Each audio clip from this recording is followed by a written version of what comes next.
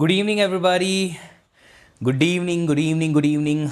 Can you guys please confirm my audio and video both are reaching to you guys properly? A very, very good evening. I can see myself here. Hello, hello, hello. A bright sunny day everywhere. Yes, both fine. All the people who always complain my voice is low, low, low, low, low, तो ये लो देख लो अभी आवाज़ ठीक से आ रही होगी, बेहतर होगी. चलो देखो जल्दी से. Too hot. Yes. Bangalore maximum temperature 32 degree. Yesterday homework question. नमस्कार जी, नमस्कार. Too much rain. Okay, all fine. चलिए कंफर्म कर सकते हो डेली के कंपैरिजन में थोड़ा बेहतर है आज वॉइस, या कह सकते हैं वॉल्यूम. खजाना वाला वीडियो का वॉच टाइम क्यों नहीं दिख रहा है? नहीं ऐड होता बेटा. 42, 46, my state 46. Too cold in B R. Not too cold, but yes it's not too hot in Bangalore for sure. Volume ठीक है ना? आज बेहतर है, अच्छा है. चलिए बहुत अच्छी बात है. सर आपके रिकॉर्डिंग देखा, 2 लेक्चर नहीं देखा है तो सर मैं आज नहीं पढ़िएगा बेटा. ना ना ना ना ना ना, आज नहीं पढ़िएगा. काफ़ी ठंडी लग रही है मुझे. Okay, 32 degree in Bengaluru. Yes. Delhi 46. जय महाकाल आदित्य बाबू.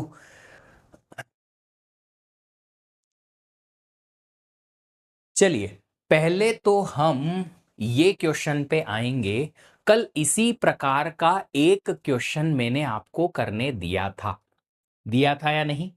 वीडियो देखने में बहुत प्रॉब्लम हो रही है, बफरिंग हो रही है. आयुष उसके लिए टेक टीम लगी हुई है. कुछ टेक इशू है, उसकी वजह से रिकॉर्डेड लेक्चर्स जो हैं उनमें बफरिंग का इशू आ रहा है. वो बैकएंड का इशू है, उसे बोल दिया गया है.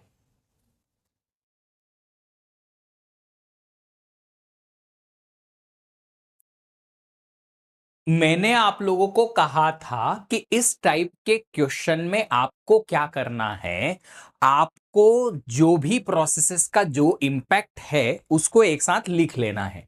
जैसे कि यहां पे क्वेश्चन में गिवन है कि 2 प्रोसेसेस हैं जो +2 करती हैं और 2 प्रोसेसेस जो हैं वो -3 करती हैं. एक्स की इनिशियलाइज्ड वैल्यू है 0, तो आपको करना है 0 +2 -3 ये. अब इनमें से आपको क्या करना है? इनमें से आपको एक पर्टिकुलर प्रोसेस का ही इंपैक्ट फाइनली दिखाना है. अगर एक ही कोई प्रोसेस का इंपैक्ट आएगा, अगर इसका इंपैक्ट आया फाइनल वैल्यू में तो आ जाएगा 2. अगर इनमें से किसी का आया तो -3. 2 कोई प्रोसेस का इंपैक्ट बताओ. 2 प्रोसेस का एक के बाद एक इंपैक्ट आएगा तो +2 4 हो सकता है. -3 -6 हो सकता है. +2 -3 कितना हो सकता है?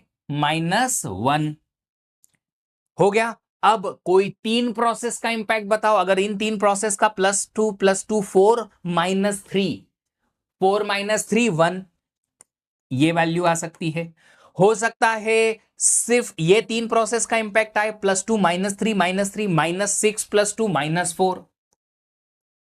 हो सकता है चारों प्रोसेस का इंपैक्ट आए. -6 + 4 इज +2 जो ऑलरेडी है हमारे पास. तो ये डिस्टिंक्ट वैल्यूज आपके पास आनी चाहिए. 8 डिस्टिंक्ट वैल्यूज आनी चाहिए.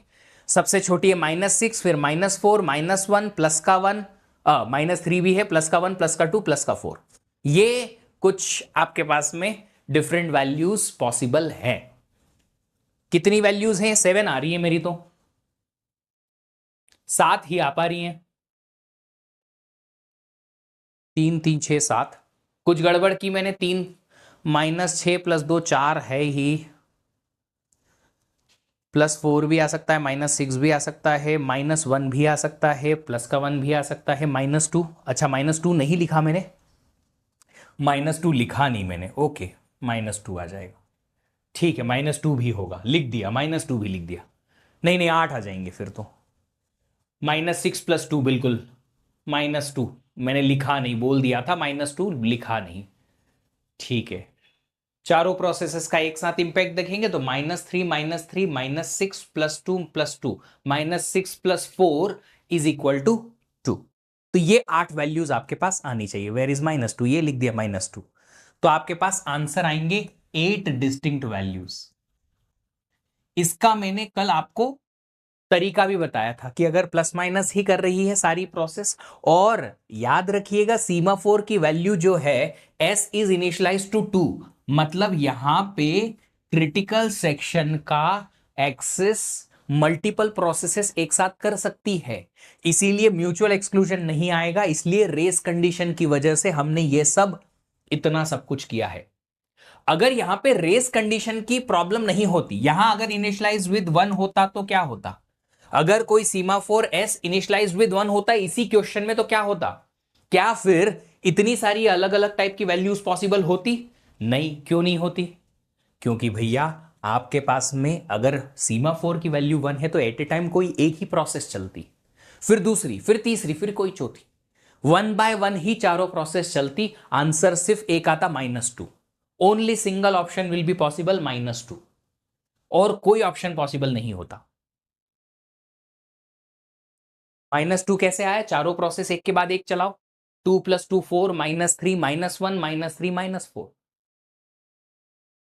2 + 2 4 -3 1 -3 -2। अरे चारों प्रोसेसेस एक साथ चला दो ना, एक के बाद एक के बाद एक चलाओ। चारों प्रोसेसेस एक के बाद एक चलाओगे तो क्या मिलेगा? पहले ये, फिर ये, फिर ये, फिर ये। 0 + 2 2 + 2 4 -3 1 -3 -2। चारों प्रोसेस एक के बाद एक अगर चलेंगी तो आपके पास -2 आ जाएगा। तो ये आपके पास ऑप्शन है। मैंने आपको इसका मेथड बताया था बबुआ लोग, फिर से बताता हूं। मेथड ये है कि इन चारों में से सिर्फ एक प्रोसेस का रिजल्ट फाइनली आपको दिखे, कोई भी एक प्रोसेस। अगर इसका दिखेगा तो 2 भी एक पॉसिबिलिटी है कि x की वैल्यू 2 दिखेगी फाइनली जब चारों प्रोसेस फिनिश हो जाएंगी। इससे भी 2 ही दिखेगा, इससे -3 दिखेगा। तो दो ऑप्शन कोई भी एक प्रोसेस के इंपैक्ट से मिलेगा आपको, या तो 2 मिलेगा या -3।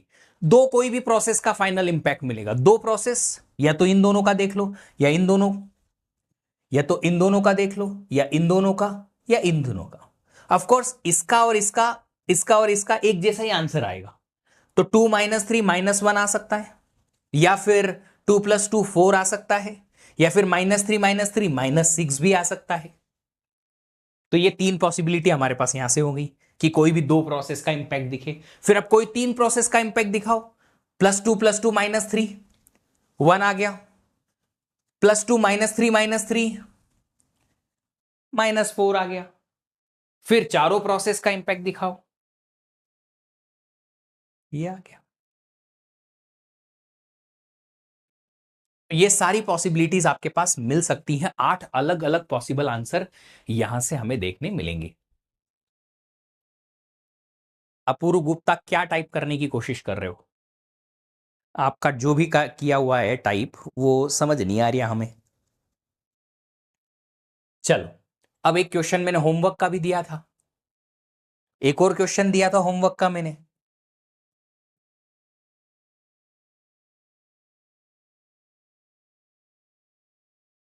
कुछ ऐसा था, P1 P2 P3 P4 P5 and P6। क्या मुझे बता सकते हो कुछ और भी इसमें एजेस थी क्या? एक बार कंफर्म करिए, कोई और एजेस थी इसमें?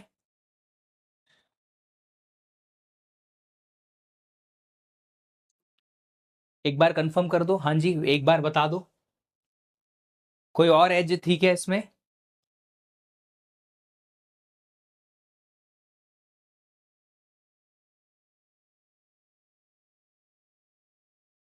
देखता हूं मेरे पास है,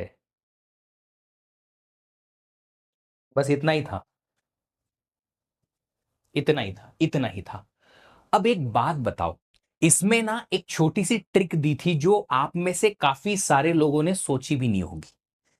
एक ट्रिक ये है कि आप यहां पे देखिए जरा, क्या P3 का एग्जीक्यूशन आप P1 के बाद ही करेंगे because of this age? Yes. क्या P2 को भी आप P1 के बाद ही एग्जीक्यूट करेंगे? Yes.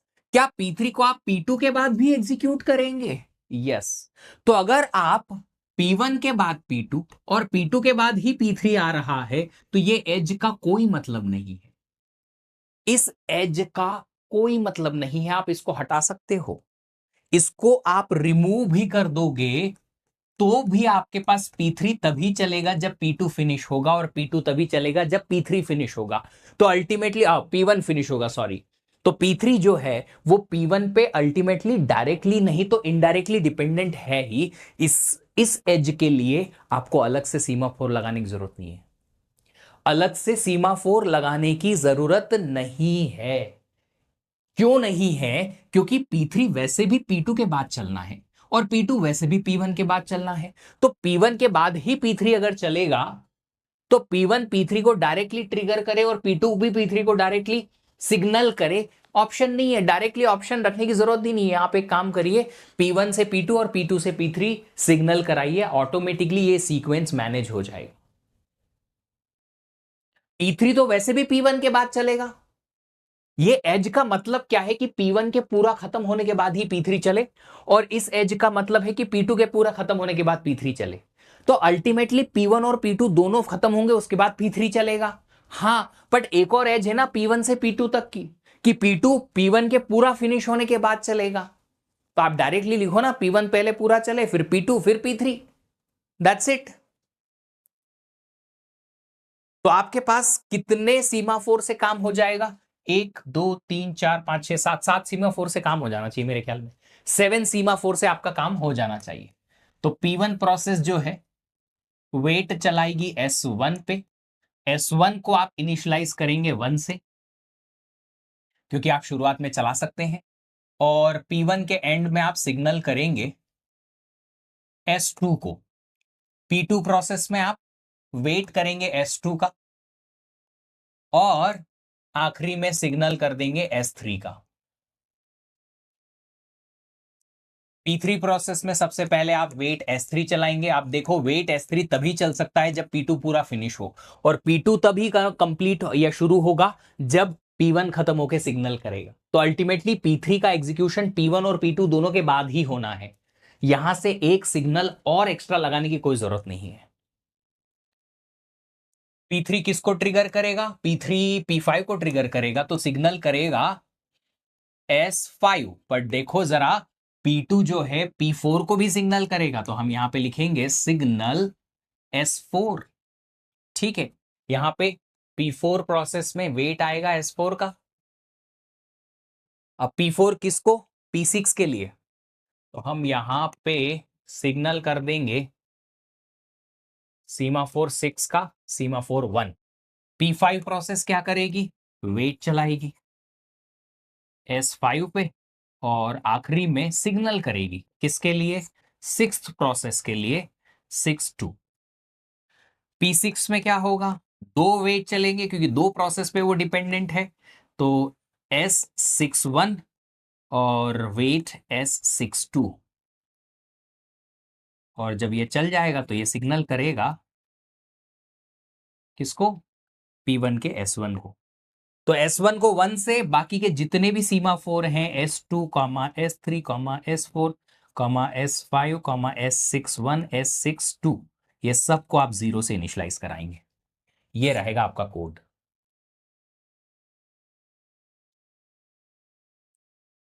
After P2 P4 possible? Of course possible. P4 सिर्फ और सिर्फ P2 पे ही डिपेंडेंट है, P3 पे है ही नहीं।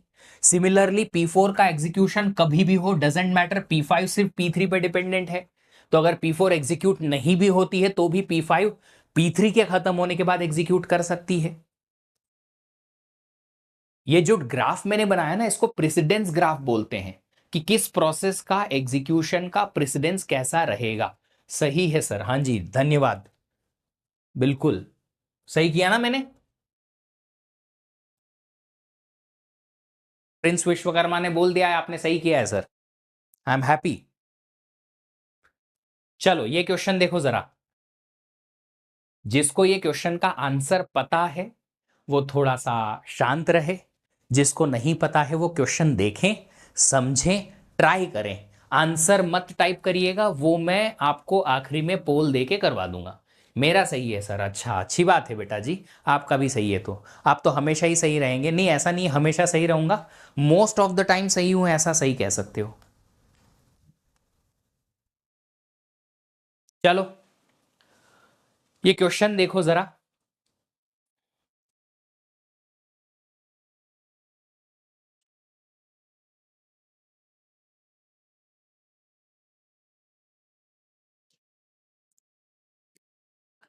क्वेश्चन बहुत आसान है, बहुत।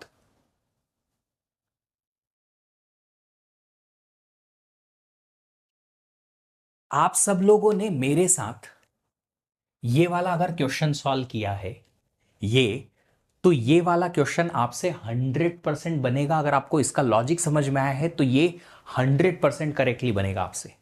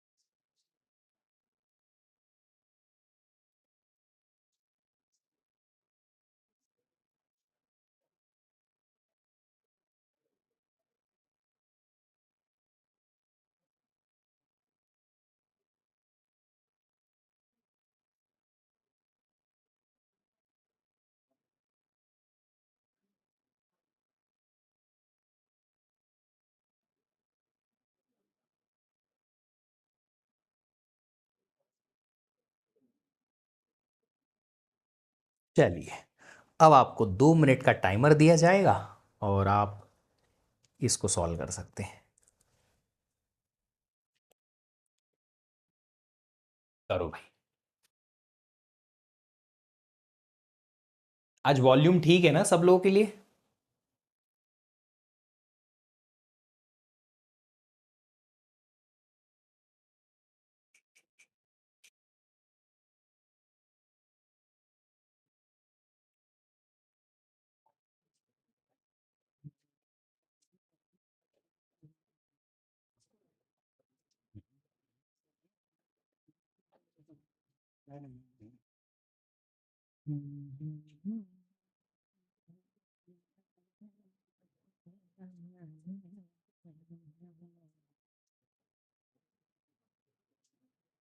यार मेरे माइक्रोफोन अच्छे होने से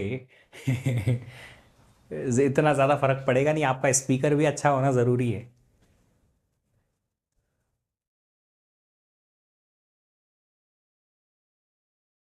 4K क्वालिटी का टीवी खरीद लिया, पर वॉल्यूम नहीं आ रही है तो गड़बड़ हो जाएगी फिर, है ना?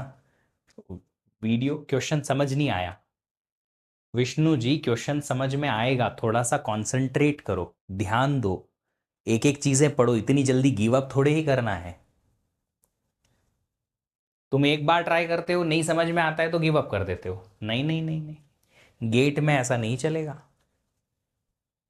फिर से दोबारा पढ़ो क्वेश्चन, आराम से एक एक चीज पढ़ो, क्वेश्चन में क्या दे रखा है, कौन सा क्या है, एक एक चीज पढ़ो।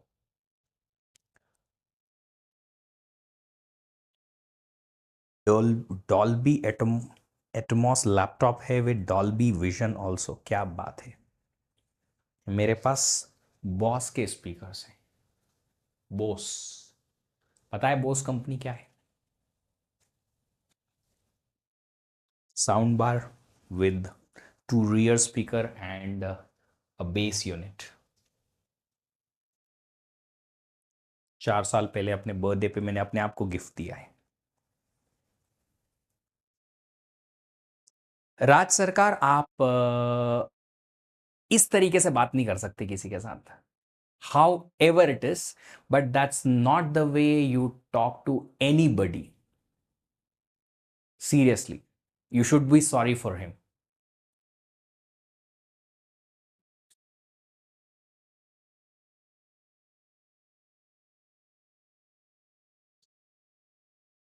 जानते हैं, फिर गाली दे दो, अगर उसको बुरा नहीं लगेगा, बट स्टिल पब्लिक प्लेटफॉर्म पे कोशिश करिए।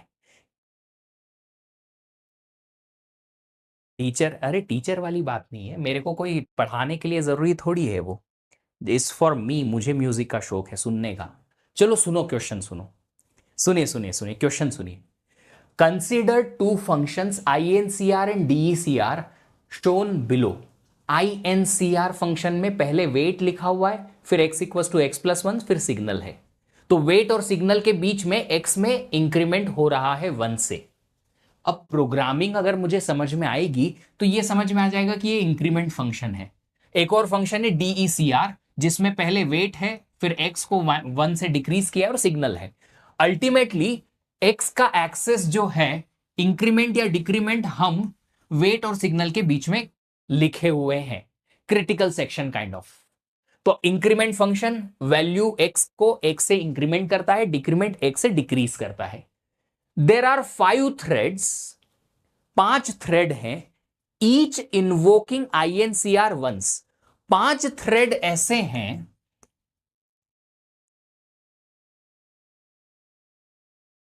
जो INCR को कॉल करते हैं एक एक बार। मतलब 5 अलग अलग थ्रेड हैं, 5 टाइम्स इंक्रीमेंट फंक्शन कॉल होना चाहिए। Further, and 3 threads each invoking, invoke का मतलब होता है फंक्शन कॉल, DECR वंस। 3 अलग थ्रेड्स हैं जो DECR फंक्शन कॉल करते हैं एक एक बार। तो जो ये वाला क्वेश्चन था ना, कहां गया भाई, ये वाला क्वेश्चन था, इस क्वेश्चन में हमारे पास सिर्फ 4 प्रोसेस थी, WXYZ, और 2 प्रोसेस +2 कर रही थी, 2 प्रोसेस -3 कर रही थी। यहां पे हमारे पास 8 प्रोसेसेस हैं, 8, 5 +1 करेंगी, 3 -1 करेंगी। अब इतना समझ में आया है क्योंकि ये जो लिखा है उसी को मैंने समझा है, ठीक है सर। क्वेश्चन अप्रोच करना कैसे रहता है, जो लिखा है उसी को ही मैं भी तो समझ ही रहा हूं, जो मैं समझ रहा हूं आपको एक्सप्लेन कर रहा हूं। चलो सुनो अब, on the shared variable x, ठीक है, ये दो एक ही शेयर्ड वेरिएबल x पे 5 थ्रेड इंक्रीमेंट और 3 थ्रेड डिक्रीमेंट कॉल करते हैं। The initial value of x is 10। x की इनिशियल वैल्यू जो दे रखी है वो 10 दे रखी है। इस क्वेश्चन में कितना था, 0 है ना। इस वाले क्वेश्चन में, करंट वाले क्वेश्चन में कितना है, 10 है। आगे देखो क्या दे रखा है, suppose there are 2 implementation of semaphore S follows. पिछली बार में एक ही ऑप्शन था, सीमाफोर था काउंटिंग वाला, और काउंटिंग सीमाफोर के लिए ही हम इस एक्स को एक्सेस करने के पहले वेट और बाद में सिग्नल चला रहे थे। एक्सेस करने के पहले वेट और सिग्नल यहां भी चला रहे हैं, पर पिछली बार एक ही ऑप्शन था कि काउंटिंग सीमाफोर है और इनिशियलाइज्ड विद 2 है। इस बारी 2 ऑप्शन है, इस बारी 2 ऑप्शन है। ये दोनों ऑप्शन के लिए मैंने बात की है आपको, दोनों ऑप्शन के लिए मैंने एक्सप्लेनेशन दिया है कि अगर बाइनरी सीमाफोर है, इनिशियलाइज्ड विद 1 है, तो सारी की सारी प्रोसेसेस एक के बाद एक चलेंगी, कोई रेस कंडीशन नहीं, कोई भी concurrent access of the variable X नहीं आएगा। बट अगर काउंटिंग सीमाफोर है, इनिशियलाइज्ड विद 2 या ज्यादा वैल्यू, तो फिर 2 से ज्यादा प्रोसेसेस एक साथ रीड कर सकती है एक्स की वैल्यू को, और उसमें प्रॉब्लम जो आती है रेस कंडीशन की। रेस कंडीशन की वजह से किसी भी एक प्रोसेस का, किसी भी 2 प्रोसेस का, किन्हीं भी 3 प्रोसेस का, किन्हीं भी 4 प्रोसेस का क्या आ सकता है, इंपैक्ट हमारे वेरिएबल एक्स पे आ सकता है। ये हम एक्सप्लेन कर चुके हैं।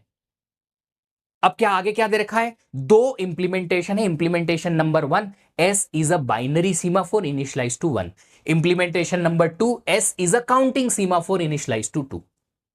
Let V1 and V2 be the values of X at the end of execution of all threads with implementation I1, I2 respectively. मतलब कि अगर आपने इंप्लीमेंटेशन I1 लिया तो उसमें X की जो फाइनल वैल्यू बनेगी वो V1 बनेगी, और I2 जो लिया इंप्लीमेंटेशन I2, तो उसमें X की जो फाइनल वैल्यू जो बनेगी वो V2 बनेगी। तो क्या बोला है, V1 और V2 की मिनिमम पॉसिबल वैल्यू बताओ। अब एक बात बताओ, अगर हमारे पास बाइनरी सीमाफोर है, S बाइनरी सीमाफोर है, और इनिशियलाइज्ड बाय 1 है तो जो 5 थ्रेड्स हैं वो इंक्रीमेंट करेंगे 1 बाय 1, 3 थ्रेड्स 1 बाय 1 डिक्रीमेंट करेंगे। तो क्या मैं ऐसा लिख सकता हूं कि x की जो इनिशियल वैल्यू है 10, उसमें +1, 1, 3, 4, 5 टाइम्स +1 होगा और 3 टाइम्स -1 होगा। बस 5 टाइम्स +1 आएगा, 3 टाइम्स -1 आएगा, और ये सारी की सारी प्रोसेसेस एक के बाद एक चलेंगी ही चलेंगी। और फाइनल आंसर क्या आ जाएगा? 10 + 5 15 -3 12। एक ही पॉसिबल ऑप्शन है बॉस, इसके अलावा दूसरा ऑप्शन ही नहीं है। क्यों? क्योंकि सीमा 4 की वैल्यू अगर 1 है तो सारे के सारे थ्रेड एक बार में सिर्फ वेट एस में, सारे थ्रेड में से कोई एक ही थ्रेड वेट एस चला सकता है, और वो भी एट ए टाइम। बाकी के थ्रेड्स को वेट करना पड़ेगा। जब ये चल जाएगा, सिग्नल करेगा, तो दूसरा थ्रेड जाएगा। म्यूचुअली एक्सक्लूसिवली सारे के सारे थ्रेड्स 1 बाय 1 एक्स को अपडेट करेंगे। 1 बाय 1 एक एक करके ही थ्रेड वेट एक्स को एक्सेस करेंगे। क्यों? क्योंकि वेट और सिग्नल के बीच में लिखा हुआ है क्या? आपका ये एक्स का एक्सेस। तो एट ए टाइम कोई एक ही थ्रेड जा पाएगा ना एक्स को एक्सेस करने। क्यों? क्योंकि एस सीमाफोर की वैल्यू बाइनरी है और वो भी 1 से इनिशियलाइज्ड है। तो हमें पता है बाइनरी सीमाफोर 1 से इनिशियलाइज मतलब mutual exclusion. At a time कोई एक ही सीमाफोर जाएगा, या तो +1 करेगा या -1 करेगा, बाहर आएगा तो दूसरा सीमाफोर अगली एक्स की वैल्यू रीड कर पाएगा जो इसने अपडेट की हुई है। 1 बाय 1 सारी प्रोसेसेस रन करनी पड़ेंगी। जो थोड़ी देर पहले यहां तो बताया था कि अगर s की वैल्यू 1 से इनिशियलाइज होती तो आपके पास फाइनल आंसर खाली एक आता, वो है -2। ऑप्शन ही नहीं था। Sir why we not exited in code instead you directly executed? यार मैं क्यों करूं? देखो, आप एग्जीक्यूट करोगे 1 बाय 1 बाय 1, आंसर वही आएगा। तो मैं तो कंसेप्ट सीखूंगा ना। गेट एग्जाम में इतना टाइम थोड़ी है। क्वेश्चन को पढ़ने में आप बराबर 2 मिनट लोगे, उसके बाद 1 मिनट सॉल्व करने में लोगे या 4 मिनट सॉल्व करने में लोगे? ऑफ कोर्स 1 मिनट लगाएंगे ना, ताकि बचे हुए 3 मिनट हम अगले क्वेश्चन को सॉल्व करने में दे। गेट एग्जाम का यही तो उसूल है कि आप हर एक क्वेश्चन को सॉल्व करने का ट्रिक सीखो, कि इसको डायरेक्टली भी किया जा सकता है अगर उसके बिहाइंड लॉजिक समझ में आया तो। एक एक कोड एग्जीक्यूट करोगे टाइम लग जाएगा, एक के बाद एक एग्जीक्यूट करोगे बात तो एक ही आएगी, आंसर 1 बाय 1 ही एग्जीक्यूशन होगा। क्यों करना है? तो हमारे पास 10 + 5 15 -3 12 आया। अब I2 के बारे में बात करें। I2 क्या कहता है? I2 कहता है कि हमारे पास जो सीमाफोर है वो काउंटिंग है, और काउंटिंग सीमाफोर को इनिशियलाइज किया गया है 2 से। अब आप मुझे बताइए कि अगर काउंटिंग सीमाफोर एस को 2 से इनिशियलाइज किया गया है, आपके पास इक्वेशन यही है अभी, 5 टाइम्स +1 और 3 टाइम्स -1। अब मुझे क्या चाहिए? Minimum possible value. अगर यहां पे म्यूचुअल एक्सक्लूजन नहीं नहीं है, क्यों नहीं है? क्योंकि सीमाफोर एस की वैल्यू 2 से इनिशियलाइज्ड है। दो थ्रेड एक साथ क्रिटिकल सेक्शन में एंटर कर सकते हैं।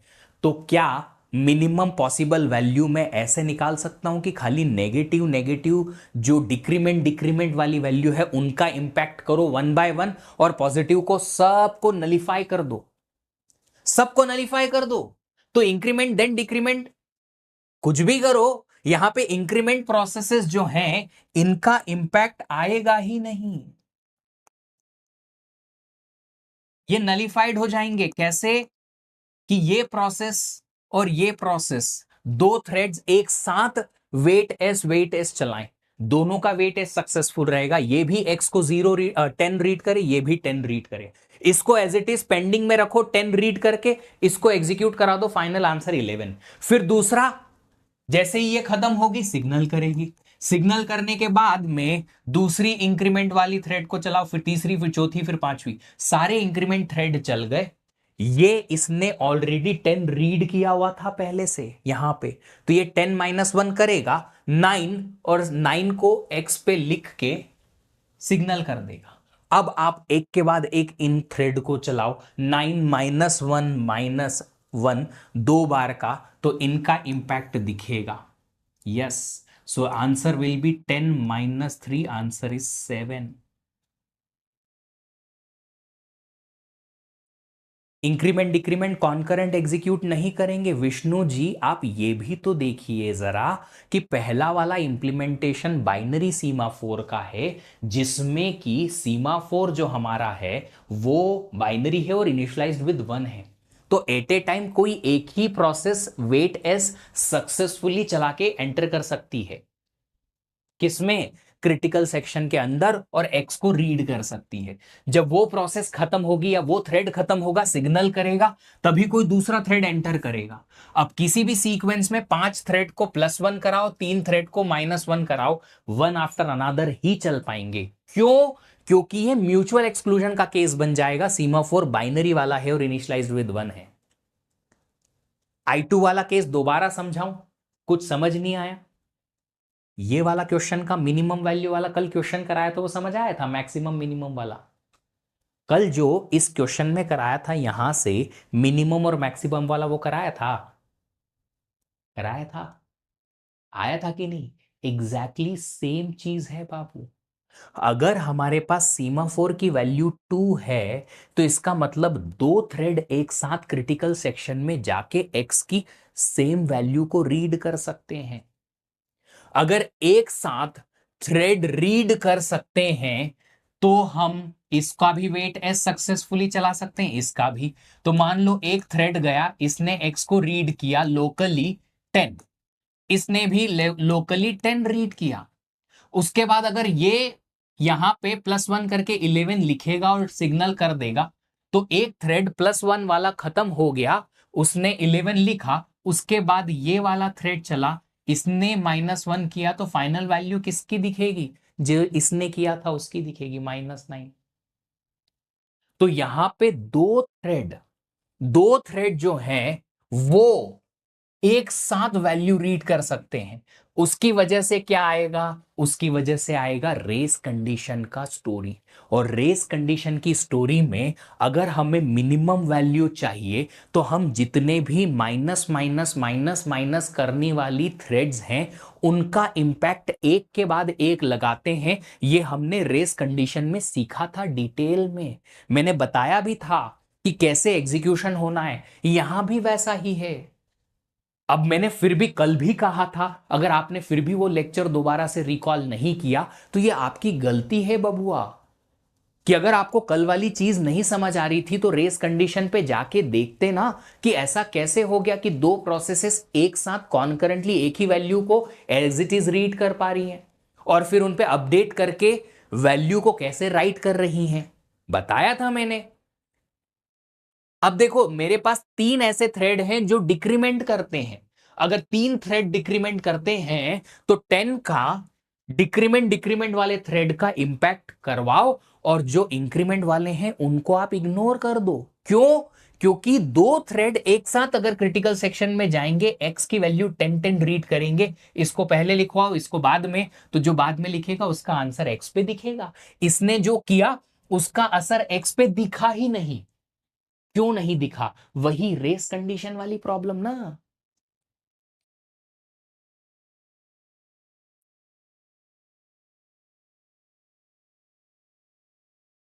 तो हुआ क्या?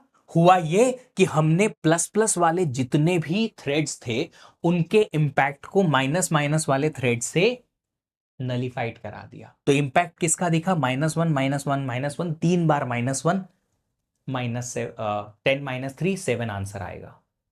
किसी ने पूछा सर -2 क्यों नहीं किया? यार मुझे मिनिमम चाहिए ना, तो मिनिमम के लिए अगर मैं 3 बार 1 बाय 1 माइनस माइनस माइनस कर सकता हूं, क्योंकि 3 थ्रेड हैं, तो मिनिमम 7 तक भी पहुंच सकता हूं।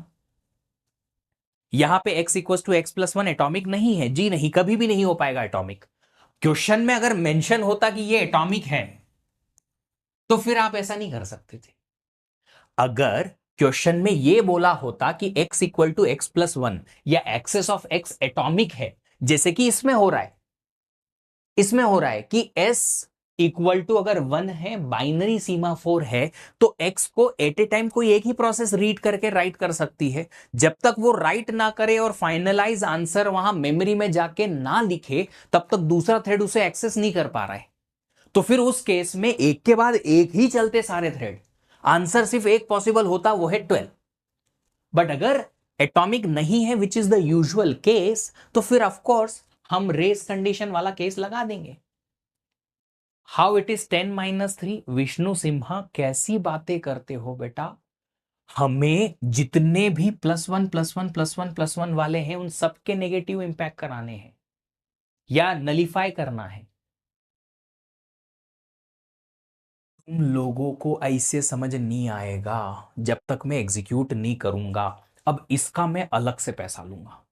जो तुमने बैच में दिया है, आई डोंट केयर, मेरे को अपने अकाउंट में चाहिए इस चीज का जो मैं एक्सप्लेन कर रहा हूं। नहीं, मैं इसका अलग से पैसा लूंगा, बराबरी से लूंगा, विष्णु सिम्हा से लूंगा, और जितने भी लोग यस यस नो नो जो कर रहे हैं, नहीं समझ में आया नहीं आया, उन सब से लूंगा, अलग से लूंगा। सुनो अब, सुनो सुनो सुनो। सीमा 4 की वैल्यू कितनी है? 2। एक्स की वैल्यू कितनी है? 10। 5 थ्रेड में इधर लिख लेता हूं, T1 2 3 4 5। 5 थ्रेड इधर है, 5 थ्रेड्स, एंड 3 थ्रेड इधर है, 6 7 और 8। ये 5 थ्रेड्स इंक्रीमेंट कॉल करेंगे, ये 3 थ्रेड डिक्रीमेंट कॉल करेंगे। मैंने पहले इसका वेट एस चलाया T1 का, T1 अंदर आया, वेट एस चलाया, 1 हो गया। इसने x को रीड किया, 10 था लोकली, इसने 10 रीड कर लिया। ठीक है, x की वैल्यू बदली नहीं, प्रियम्पशन हुआ, इधर आए, T6 एंटर हुआ, वेट s चलाया, चल गया, s की वैल्यू 0। इसने भी x को रीड किया, अभी भी 10 ही है, कर दिया।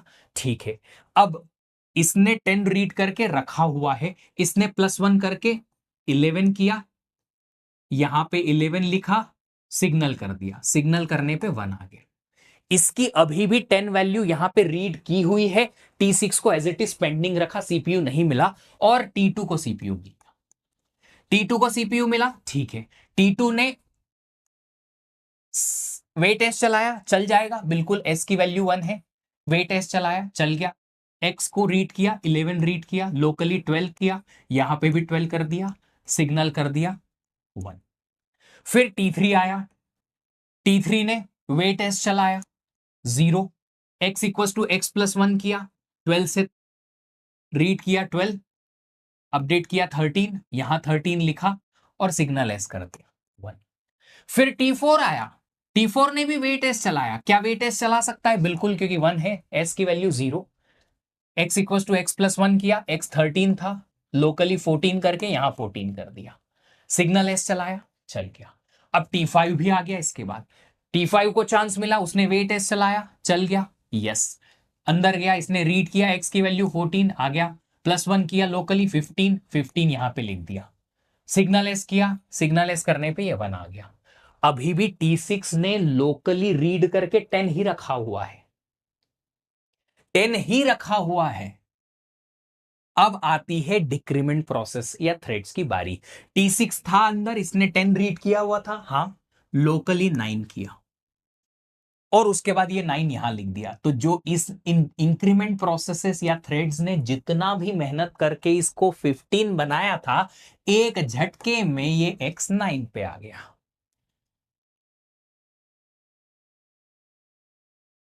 बंसल सर, आपसे भी लेंगे हम 50 रुपया, तुषार बंसर का भी बनता है, लिखो अलग से, तुम्हारे खाते में 50 रुपया लेके रहूंगा मैं, है ना।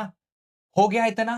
अब T6 ने सिग्नल एस किया, 2 आ गया, T7 एंटर हुआ, वेट एस किया, 1, फिर इसने रीड किया 9 को, लोकली -1 किया, 8, 8 यहां लिख दिया, सिग्नल एस कर दिया, सिग्नल एस करने पे फिर से 2 आ गया, फिर T8 इसके बाद आया, वेट एस किया, 1, X equal to X -1, X की वैल्यू 8 रीड की, -1 लोकली 7 किया, यहां 7 कर दिया, सिग्नल एस किया, ये कर दिया।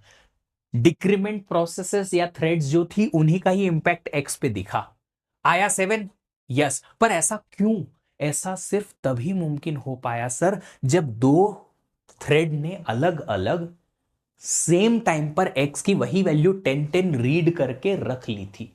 फिर हमने जिन प्रोसेसेस या थ्रेड्स का इंपैक्ट नहीं कराना था उनको पहले रन करा के और उनकी वैल्यूज लिखवा दी, और जिनका इंपैक्ट कराना था उनको एक के बाद एक लास्ट में लिखवाया। अब ये चीज मैंने रेस कंडीशन में सिखाई थी, डिटेल में सिखाई थी, 2-4 क्वेश्चन भी सॉल्व कराए थे, तुमसे बने भी थे।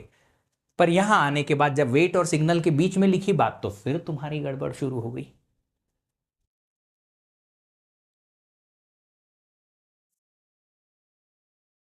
अब तो मुझे लगता है कि ये समझ में आ गई होंगी कि कैसे आया -3 कैसे किया मैंने। तो x की वैल्यू अगर शुरुआत में 10 है और हमारे पास काउंटिंग सीमा 4 है तो मिनिमम पॉसिबल वैल्यू क्या है 7। और अगर बाइनरी सीमा 4 है तो हमारे पास कोई दूसरा ऑप्शन ही नहीं है, हमें सारे थ्रेड्स को वन आफ्टर अनादर ही चलाना पड़ेगा। 5 थ्रेड +5 करेंगे, 3 थ्रेड -3 करेंगे, अल्टीमेटली 12 वैल्यू आएगी।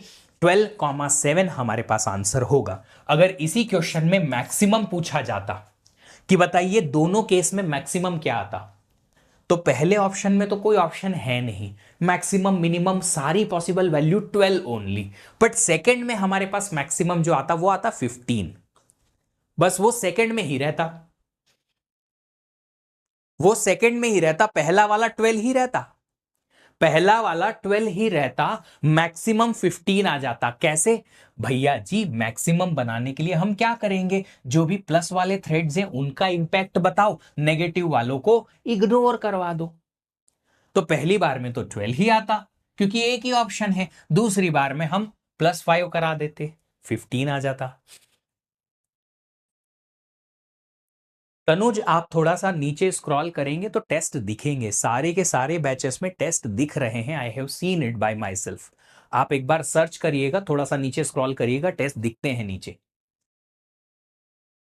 देखिएगा एक बार, ठीक है।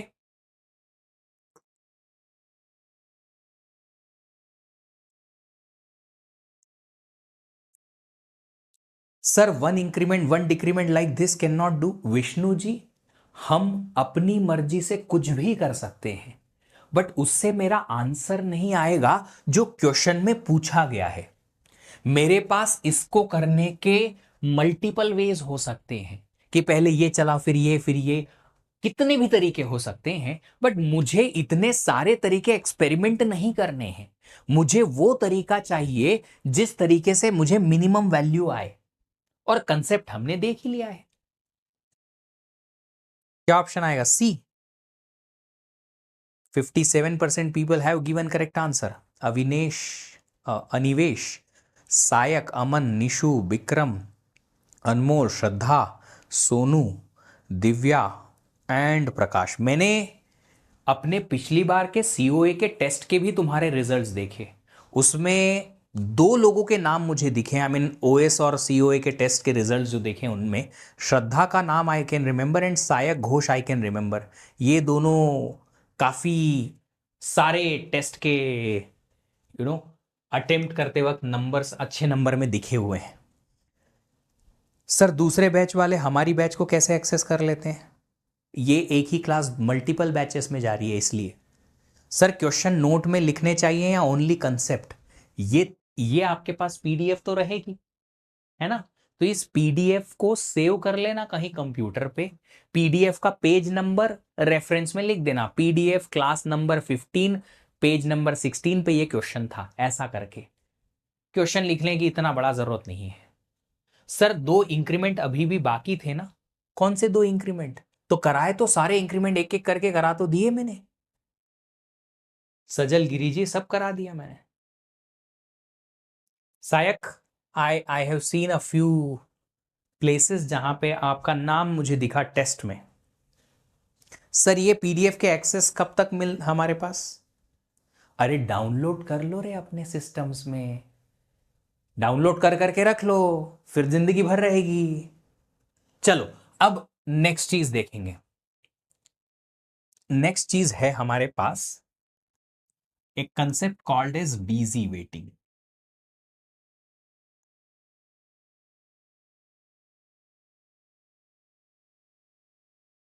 बिजी वेटिंग क्या कहता है? बिजी वेटिंग कहता है एक इंजीनियरिंग स्टूडेंट की कहानी कि हम बिजी भी हैं बट स्टिल वेटिंग, हमारे कुछ हो नहीं रहा है, हम कर भी नहीं रहे कुछ। सुनिए जरा, बिजी वेटिंग कहती है a process is busy in running on CPU but still waiting for critical section. जब कभी हम वो वाइल वाला कंडीशन चलाते हैं ना, बहुत सारे सॉल्यूशंस में देखा है हमने कि हमने ऐसा लिखा है कि while some kind of condition is true, और यहां सेमीकोलन है। तो जब भी कोई प्रोसेस ये वाला लूप रन करती है, उसको सीपीयू मिलता है। हाँ, सीपीयू पे रन क्या करती है, ये कंडीशन रन करती रहती है बार बार। तो क्या सीपीयू पे वो बिजी है प्रोसेस? हाँ, पर क्या वो आगे बढ़ पा रही है? नहीं। क्रिटिकल सेक्शन एग्जीक्यूट कर पा रही है? नहीं। तो ये जो चीज या ये जो कंडीशन बनती है, इसे कहा जाता है बिजी वेटिंग। इसे क्या कहा जाता है? Busy waiting. बराबर श्रद्धा, सेम चीज समझी। एक और बहुत शानदार एग्जाम्पल आया है। आपको जाना है पार्टी में, पार्टी में जाना है आपको अपने फादर का व्हीकल लेके, जो भी स्कूटर है या बाइक है, कार है, वॉट एवर। आपके फादर जो है बाहर गए हुए हैं, उन्होंने बोला था कि हाँ तेरे को जो पार्टी में 7 PM निकलना है, उसके पहले मैं आ जाऊंगा। अब हो गया है 6:45। वेट कर रहे हो कि पापा आए तो हम जाएं, पापा आए तो हम जाएं। हम घूम रहे हैं बाहर कि पापा आएंगे हम जाएंगे, पापा आएंगे हम जाएंगे। अब इतने में मम्मी बोल रही तू वेट ही कर रहा है, तो इतने में ये सामान ले आ मार्केट से, दूध ले आ, दही ले आ, धनिया ले आ, एटसेट्रा एटसेट्रा। नहीं मम्मी मैं बिजी हूं। मम्मी को मना कर दिया जाएगा मैं बिजी हूं, कर कुछ नहीं रहे हैं। बिजी मतलब क्या? वेट ही कर रहे हैं कि आगे तो बढ़ नहीं पा रहे हो। क्यों? क्योंकि बाइक नहीं है, of course. But the problem is you can not do anything else also. क्यों? क्योंकि I am waiting, but I am busy also. That is called as busy waiting, है ना? तो यहां पे भी कुछ ऐसा ही है कि जब ये वाली कंडीशन चलती है, व्हेन प्रोसेस एग्जीक्यूट्स दिस,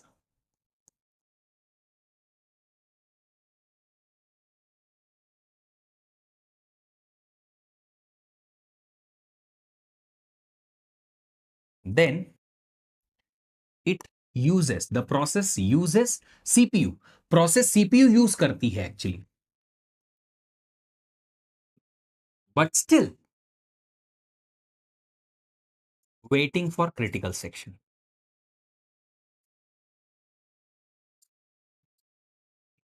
तो आप अपना टाइम वेस्ट कर रहे हो, मतलब टाइम यूज कर रहे हो वेट करने में। जी हाँ, सीपीयू पे एग्जीक्यूट कर करके ये सीपीयू को भी यूज कर रही है प्रोसेस, पर फिर भी वेटिंग में ही आगे बढ़ नहीं पा रही है, क्योंकि इसके लिए कंडीशन वाइल वाली ट्रू है। तो ये जो कंडीशन बनेगी, ये बिजी वेटिंग वाली कंडीशन बनेगी, और ये कंडीशन अच्छी नहीं है। ये कंडीशन हमारे सिस्टम के यूटिलाइजेशन के लिए अच्छी नहीं है। पर सर आप ऐसा क्यों कह रहे हो? अगर हम ये नहीं लगाएंगे तो प्रोसेस तो क्रिटिकल सेक्शन में चली जाएगी। हाँ, अगर प्रोसेस क्रिटिकल सेक्शन में चली जाएगी तो वो तो गलत हो जाएगा। ऑलरेडी क्रिटिकल सेक्शन किसी और प्रोसेस के पास है, तभी तो इसको हम यहां रुकवाते हैं। गलत बाबू इसलिए है कि अगर क्रिटिकल सेक्शन अवेलेबल नहीं है, तो ये प्रोसेस बार बार सीपीयू को क्यों यूज कर रही है? इस प्रोसेस को सीपीयू पे भेजो, वो एग्जीक्यूट हो, यही यही स्टेटमेंट चलाती रहे, फिर बाहर लाओ, किसी दूसरी प्रोसेस को भेजो। वो दूसरी प्रोसेस अगर क्रिटिकल सेक्शन में है तो वो क्रिटिकल सेक्शन रन करेगी, पर उसको आप फिर से थोड़ी देर बाद प्रीएम्प्ट कराओ आपके राउंड रॉबिन या किसी एल्गोरिदम के हिसाब से, फिर इस प्रोसेस को सीपीयू पे भेजो। ये थोड़ी देर सीपीयू पे चले पर काम कुछ करे ना, तो ये तो सीपीयू का टाइम वेस्ट कर रही है ना। ये सीपीयू का टाइम वेस्ट कर रही है। देखो मैं बताता हूं सिंपल सी। मान लो P1 क्रिटिकल सेक्शन के अंदर है, तो P1 को सीपीयू मिला, उसने एग्जीक्यूशन किया क्रिटिकल सेक्शन का, प्रीएम्पशन हुआ, P2 रन हुआ। अब P2 जो है खाली वाइल ट्रू चला रहा है। हुआ जा होना करना कुछ है नहीं P2 का, ना आगे बढ़ पा रही है और ना ही सीपीयू को फ्री कर पा रही है। थोड़ी देर के लिए तो सीपीयू वेस्ट किया इसने, और उसके बाद फिर से P1 का चांस मिला, फिर P1 ने क्रिटिकल सेक्शन रन किया, फिर P2 का चांस आया, फिर से इसने while true while true while true चलाया। अब ये तो टाइम वेस्ट ही है ना सीपीयू का। क्यों? क्योंकि P2 को जब भी सीपीयू मिलेगा वो तो सीपीयू पे जाके खाली वाइल ट्रू चलाएगी। तो कितनी बार भी ऐसे 5 6 7 8 10 बार चलाते जाओ, P2 will waste the time of CPU. Yes, that's a problem. Yes, क्यों है? क्योंकि P2 क्रिटिकल सेक्शन के अंदर नहीं जा सकती। हम चाहते हैं म्यूचुअल एक्सक्लूजन लगाना। मेरी तरफ से तो ठीक चल रहा है।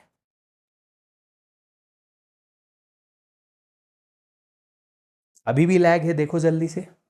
इज इट बफरिंग और लैगिंग? मेरी तरफ से कोई इशू नहीं दिख रहा है मुझे यहां से।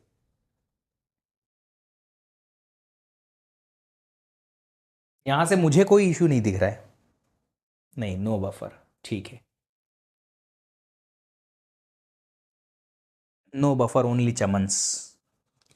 तो यहां इशू ये है कि अगर ये बिजी वेटिंग होती है तो ये सीपीयू का टाइम वेस्ट करती है। Wastage of CPU time. तो यहां पे सीपीयू का टाइम वेस्टेज होता है।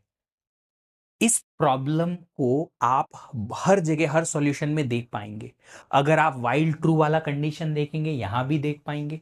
आपने सीमाफोर देखा, यहां पे ये प्रॉब्लम थी। जहां जहां आपने वाइल एटसेट्रा की कंडीशन लगाई थी, टेस्ट एंड सेट में, स्वैप में, सॉल्यूशन 1 2, पीटरसन सॉल्यूशन, हर जगह पे ऐसा चीज थी। इनफैक्ट जब आप सीमाफोर के थ्रू वेट फंक्शन चलवाते हो, यहां पे भी तो है, यहां पे भी है। कैसे है ये? इस वेट एस के अंदर है ना, कि जब सीमाफोर की value S less than equal to 0 रहेगा तो अटके रहो, आगे मत बढ़ो, वरना आगे बढ़ के और कंप्लीट करो। यहां पे भी है, हाँ ये है, ये बिजी वेटिंग। अगर आप सीमाफोर यूज करते हो, इसमें भी बिजी वेटिंग।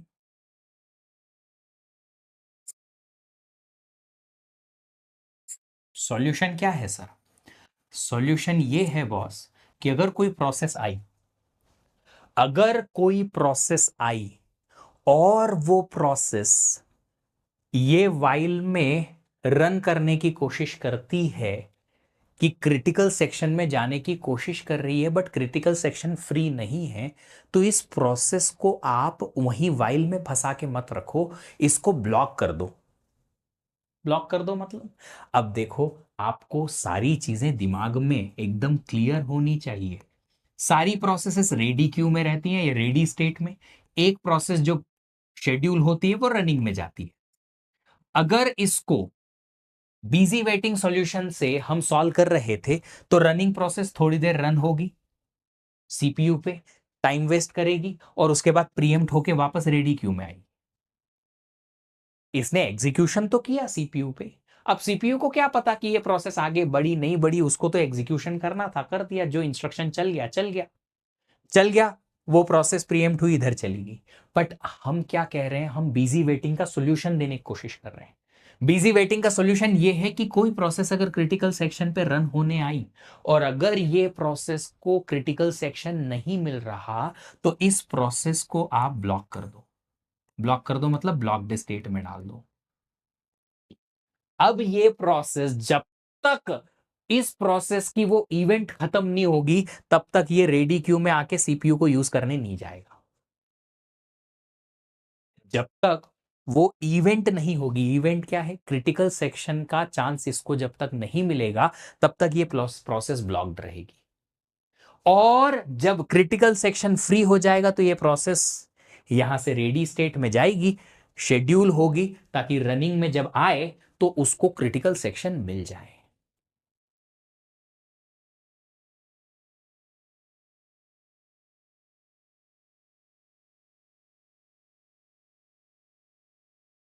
तो हम क्या कहते हैं यहां पे ये कह रहे हैं कि बिजी वेटिंग का सॉल्यूशन हर जगह है। इनफैक्ट जो हमने सीमाफोर से क्रिटिकल सेक्शन के प्रॉब्लम का सॉल्यूशन निकाला है वो भी बिजी वेटिंग वाला है। इसको आपको अगर सॉल्व करना है तो आप क्या कीजिए, एक नया सॉल्यूशन ऐसा बनाइए कि जब भी कोई प्रोसेस वेट फंक्शन कॉल करने आए, कब, जब उस एस की वैल्यू 1 से बराबर या ग्रेटर ना हो तो उस प्रोसेस को ब्लॉक कर दो। वो प्रोसेस ब्लॉक्ड रहेगी, फिर वो प्रोसेस जो है सीपीयू का टाइम वेस्ट नहीं करेगी। अब सुनिए इसका सॉल्यूशन कैसा दिखेगा, कुछ इस तरीके से दिखेगा। अगर वेट फंक्शन चलाया तो वेट फंक्शन में हम बिना चेकिंग के s equal to s minus 1 कर देंगे। अगर पहले इस सीमाफोर के s के कॉल करने के पहले सीमाफोर की वैल्यू 0 थी तो s माइनस 1 करने से नेगेटिव बन जाएगी। नेगेटिव अगर है और s की वैल्यू 0 से छोटी है, मतलब आप सीमाफोर 0 पे वेट s चलाने की कोशिश कर रहे हैं, जो कि सक्सेसफुली तो नहीं चलेगा। तो कभी भी ऐसा हुआ कि s माइनस 1 करने के बाद में 0 से छोटी हो गई सीमाफोर की वैल्यू, इसका मतलब है कि हम वेट उस सीमाफोर पे चलाने की कोशिश कर रहे हैं जहां पे 0 वैल्यू थी पहले। तो इस प्रोसेस को हम क्यू में ऐड करके और इसको ब्लॉक करा देंगे। ओएस करेगा कि उसको क्यू में ऐड कर देगा, जो जिस सीक्वेंस में पहले प्रोसेस आएगी उस सीक्वेंस में वो क्यू में ऐड हो जाएगी और उस प्रोसेस को ब्लॉक कर देंगे। जब कोई दूसरी प्रोसेस सिग्नल करेगी जो क्रिटिकल सेक्शन को फंसा के रखी हुई है तो वो s+1 करेगी, और सीमाफोर अगर 0 या 0 से छोटा है, इसका मतलब कोई ना कोई प्रोसेस फंसी हुई है किसमें, ब्लॉक्ड स्टेट में, तो वो रिमूव करेगी प्रोसेस को क्यू से और उसको वेकअप करा देगी। वेकअप मतलब कि रेडी में डाल दी। चला के बताता हूं, ये तो कोड समझाया है मैंने, अभी चला के बताता हूं मैं। समझो जरा, सीमाफोर एस को हम इनिशियलाइज करेंगे 1 से। एट ए टाइम कोई एक ही प्रोसेस क्रिटिकल सेक्शन में जाएगी, तो हमारे पास एक सीमाफोर है एस इनिशियलाइज्ड विद 1। ठीक है, अब हमारे पास में प्रोसेसेस का कोड भी वैसा ही है, wait S, critical section and signal S. यहां इस सॉल्यूशन में हम कंसीडर कर रहे हैं कि सीमाफोर एस की वैल्यू नेगेटिव हो सकती है, इसीलिए ऐसा सॉल्यूशन लिखा गया है। ये बहुत स्पेसिफिक है जिसमें हम बिजी वेटिंग को सॉल्व करने की कोशिश कर रहे हैं। बाकी इस टाइम पर सीमाफोर कभी नेगेटिव नहीं होता। तो सुनिए जरा क्या होगा। लेट्स अज्यूम P1 प्रोसेस आती है। P1 प्रोसेस आई, P1 ने ये कोड चलाया वेट एस, एस की वैल्यू हो गई 0, है ना, s equal to s minus 1 0। क्या s की वैल्यू 0 से छोटी है? नहीं है। नहीं है तो ये पूरा इफ ब्लॉक हम नहीं चलाएंगे और वेट के बाहर आ जाएंगे। P1 का वेट चल गया बिना कोई टेंशन के, s की वैल्यू 0 करके हम वेट फंक्शन पूरा खत्म करके P1 को क्रिटिकल सेक्शन के अंदर डाल देंगे। तो P1 इन क्रिटिकल सेक्शन। अब आती है P2। P2 भी क्रिटिकल सेक्शन में जाना चाहती है। P2 ने वेट s चलाया, अब s की वैल्यू -1 होगी, पहले -1 हो गई, s इक्वल टू s -1 कर दिया, क्या s की वैल्यू 0 से छोटी हो गई? हाँ। ये P2 तब आया वेट चलाने के लिए जब सीमाफोर ऑलरेडी 0 था, तो 0 से -1 करके -1 हो गया, 0 से 1 कम करके -1 हो गया। तो इसका मतलब जब सीमाफोर की वैल्यू 0 है तो सक्सेसफुल वेट नहीं चल सकता। इसने -1 करके जैसे ही सीमाफोर की वैल्यू -1 की, इस प्रोसेस को हम क्यू में ऐड करा देंगे। तो हमारे पास एक क्यू रहेगी जिसमें हमने P2 को ऐड करा दिया। अब क्या, ये प्रोसेस ब्लॉक हो गई और क्यू में P2 ऐड हो गई। अभी प्रोसेस के लिए वेट फंक्शन पूरा सक्सेसफुल नहीं चला क्योंकि वो ब्लॉक हो गई। जब वो वेकअप होगी ब्लॉक के बाद तो फिर हम बोलेंगे सक्सेसफुल चल गई। अभी P2 ब्लॉक्ड है। मान लो P3 आया तो P3 ब्लॉक हो गई। ठीक है, अब P3 आया, P3 ने भी क्रिटिकल सेक्शन एक्वायर करने की कोशिश करने के लिए वेट फंक्शन चलाया। वेट फंक्शन चलाया सीमाफोर एस पे, तो s -1 करो, अब s की वैल्यू -2 हो गई। क्या सीमाफोर की वैल्यू 0 से छोटी है? हाँ।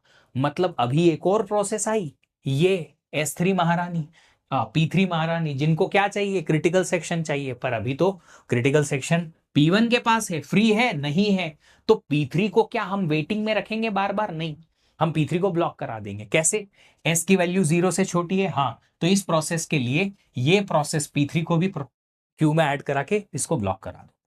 तो P3 को भी हमने क्यू में ऐड कराया और इसको ब्लॉक करा दिया।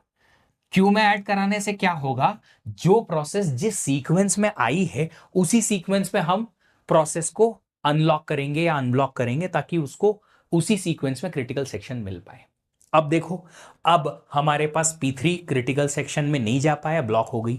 मान लो P1 जो है वो क्रिटिकल सेक्शन से बाहर आने की कोशिश करता है, तो P1 का वेट टेस्ट चल गया था सक्सेसफुल, क्रिटिकल सेक्शन पूरा चल गया, अब वो सिग्नल करेगी। तो सिग्नल चलाते वक्त क्या करेंगे, पहले S+1 करेंगे, S की वैल्यू -1। क्या S की वैल्यू 0 या उससे छोटी है अभी, हाँ है। इट सेज दैट कि जब P1 क्रिटिकल सेक्शन से बाहर आ रहा है और सिग्नल कर रहा है, तो दूसरी प्रोसेस को बोलेगा, ओए उठ, चल तेरा नंबर आ गया, है ना, लात मार के भगाएंगे उसको, किस में से, ब्लॉक्ड स्टेट में से बाहर लाएंगे। तो देखो ये P1 जब बाहर आएगी तो वो प्रोसेस को, एक प्रोसेस जो क्यू में है सबसे आगे आगे, उसको रिमूव कर देगी और उसको वेकअप कर देगी। तो P2 अब ब्लॉक्ड था, वेकअप हो गया, ये क्रिटिकल सेक्शन इसने छोड़ दिया, बाहर चली गई। अब P2 जो है अनब्लॉक हो गया। अनब्लॉक जैसे ही हुआ, P2 यहां पे जाके ब्लॉक हुआ था, वेट एस पूरा इसका सक्सेसफुल हो गया, P2 अब क्रिटिकल सेक्शन में चले गया। P2 जैसे ही क्रिटिकल सेक्शन में गया, P2 जैसे ही क्रिटिकल सेक्शन से बाहर आएगा, फिर से सिग्नल चलाएगा, सिग्नल चलाया, S+1 हुआ, S की वैल्यू 0 हो गई। क्या S की वैल्यू अभी भी 0 है उसके बराबर है, हाँ है। मतलब P2 का क्रिटिकल सेक्शन से बाहर आने का मतलब है कि अभी एक और प्रोसेस है कोई, तो एटलीस्ट एक और प्रोसेस है हमारे पास जो अभी ब्लॉक्ड पड़ी हुई है। तो अगर S की वैल्यू 0 या उससे छोटी है अभी भी, तो ये क्या करेगा, P2 दूसरी प्रोसेस को Q से ब्लॉक करके, अनब्लॉक करके और उसे वेकअप करा लेगा, P3 अनब्लॉक हो जाएगी, ये बाहर आ गया, P3 अनब्लॉक हो गई। अब P3 ने ये तो चला लिया था, यहां पे ब्लॉक हुई थी, ये खत्म हो गया P3। P3 अब क्रिटिकल सेक्शन रन करेगा, फिर सिग्नल करेगा, तो ये क्रिटिकल सेक्शन में था P3, फिर जब बाहर आएगा तब सिग्नल चलाएगा, सिग्नल चलाएगा, S=S+1 हुआ, 1 हो गया। क्या S की वैल्यू 0 या उससे छोटी है, नहीं है, मतलब कि अब 1 हो चुकी है S की वैल्यू। आखिरी ये P3 प्रोसेस थी, जिसके बाद अब कोई प्रोसेस नहीं बची है, नहीं बची है, तो ये वाला इफ कंडीशन फॉल्स, तो कोई भी प्रोसेस को वेकअप करने का काम नहीं रहेगा। That's how it works. Sir ये प्रोसेसेस कब तक चलेंगे, जब तक अपनी मर्जी। मैंने सॉल्यूशन ये एग्जाम्पल लेके बस ये ऐसे समझाया कि ये सॉल्यूशन काम कैसे कर रहे हैं, दैट्स इट।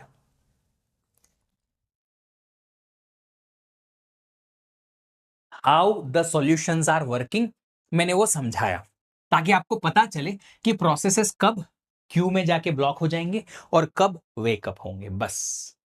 सॉल्यूशन आपको ये,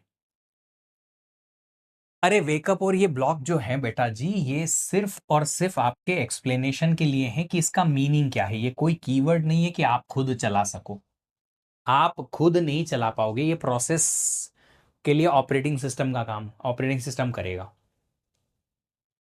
हाँ जी, ये ब्लॉक्ड स्टेट आईओ वाला ही है, और ये वाली जो क्यू क्रिएट होगी जी, ये अलग से क्रिएट होगी, क्योंकि ये क्रिटिकल सेक्शन के लिए क्यू है। ऑपरेटिंग सिस्टम जब ये वाला सॉल्यूशन प्रोवाइड कराएंगे, तो ये क्रिटिकल सेक्शन के लिए अलग से क्यू बनेगी, ठीक है। चलिए, अब नेक्स्ट चीज है क्लासिकल प्रॉब्लम्स ऑफ सिंक्रोनाइजेशन। कुछ ऐसी प्रॉब्लम्स हैं जो कि बहुत फेमस सी प्रॉब्लम्स हैं सिंक्रोनाइजेशन की, और उन प्रॉब्लम के थ्रू हम सीखेंगे कि सिंक्रोनाइजेशन कब कहां कैसे प्रोवाइड किया जाता है। 3 प्रॉब्लम्स हैं हमारे पास, नाम है क्या, नहीं है। पहली प्रॉब्लम है हमारे पास जो हम यहां डिस्कस करेंगे एग्जाम्पल में,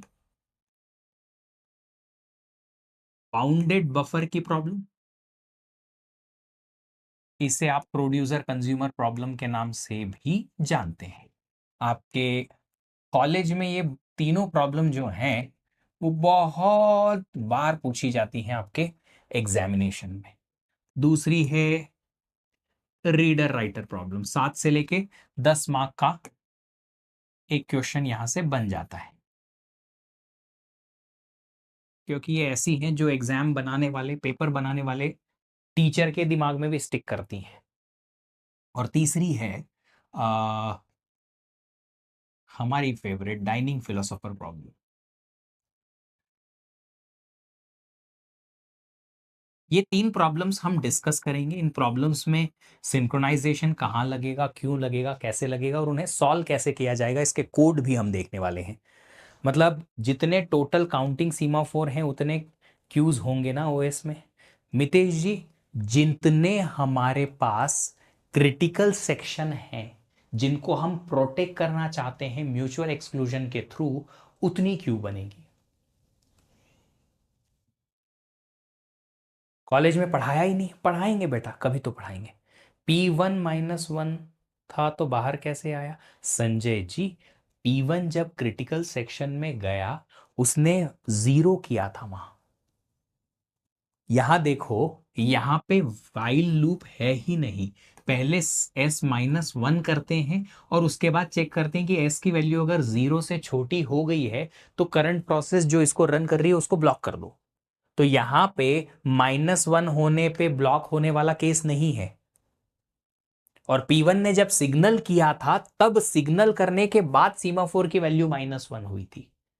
P1 के लिए नहीं है, P1 सिग्नल करके सीमाफोर को माइनस कर रहा है -1, और एक P2 प्रोसेस जो फंसी हुई थी उसको बाहर कर रहे हैं। इसका सीमाफोर का वैल्यू और जो जनरल हम क्वेश्चन अभी तक सॉल्व कर चुके हैं उन सीमाफोर की वैल्यूज में लॉजिकली डिफरेंस रहेगा, यहां पे अलग नहीं होगा। चलो, अभी 3 ये क्लासिकल प्रॉब्लम्स हैं जिनसे क्वेश्चन बनते हैं गेट एग्जामिनेशन में मल्टीपल टाइम्स। इनको हम एक एक करके समझेंगे। पहले बाउंडेड बफर प्रॉब्लम।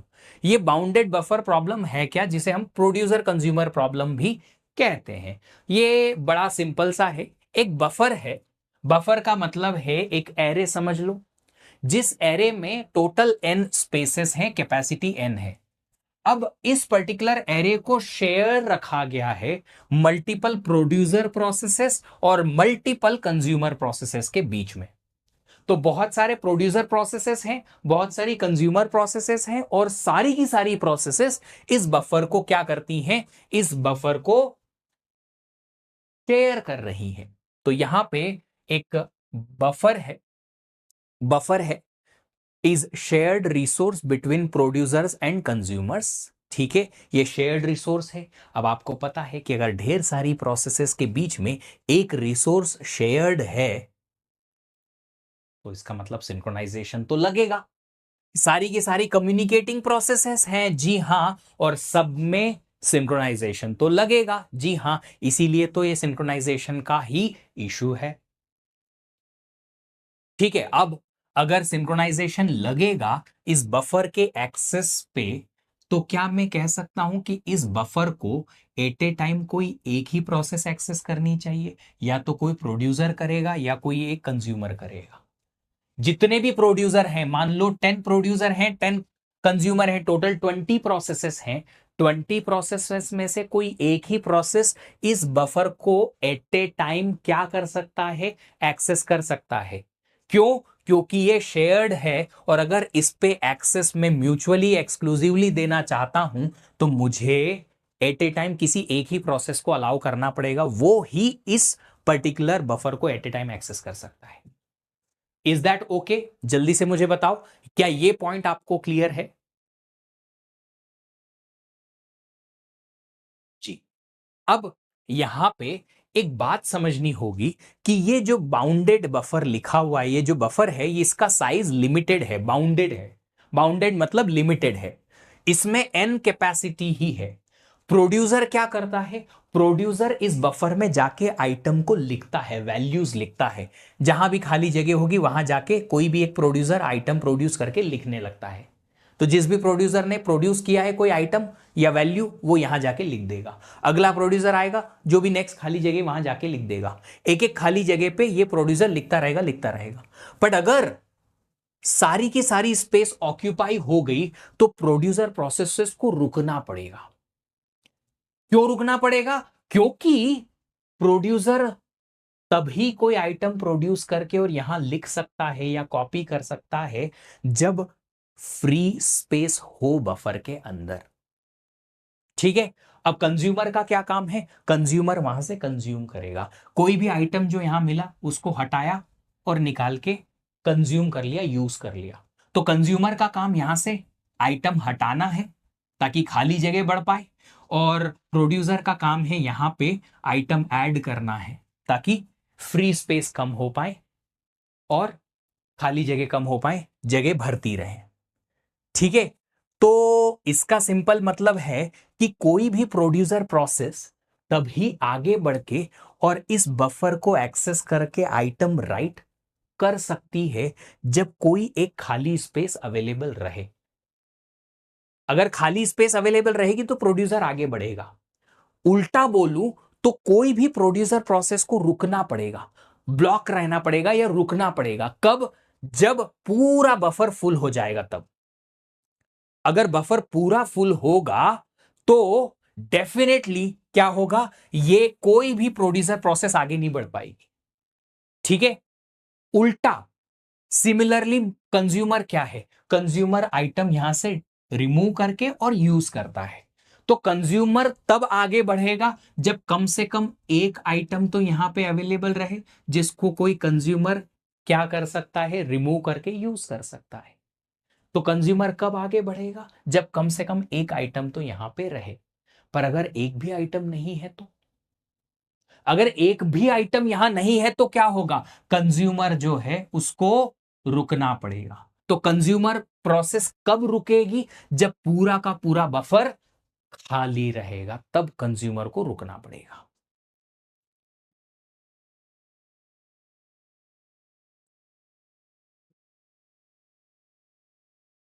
ठीक है, बिल्कुल रियल लाइफ प्रॉब्लम है।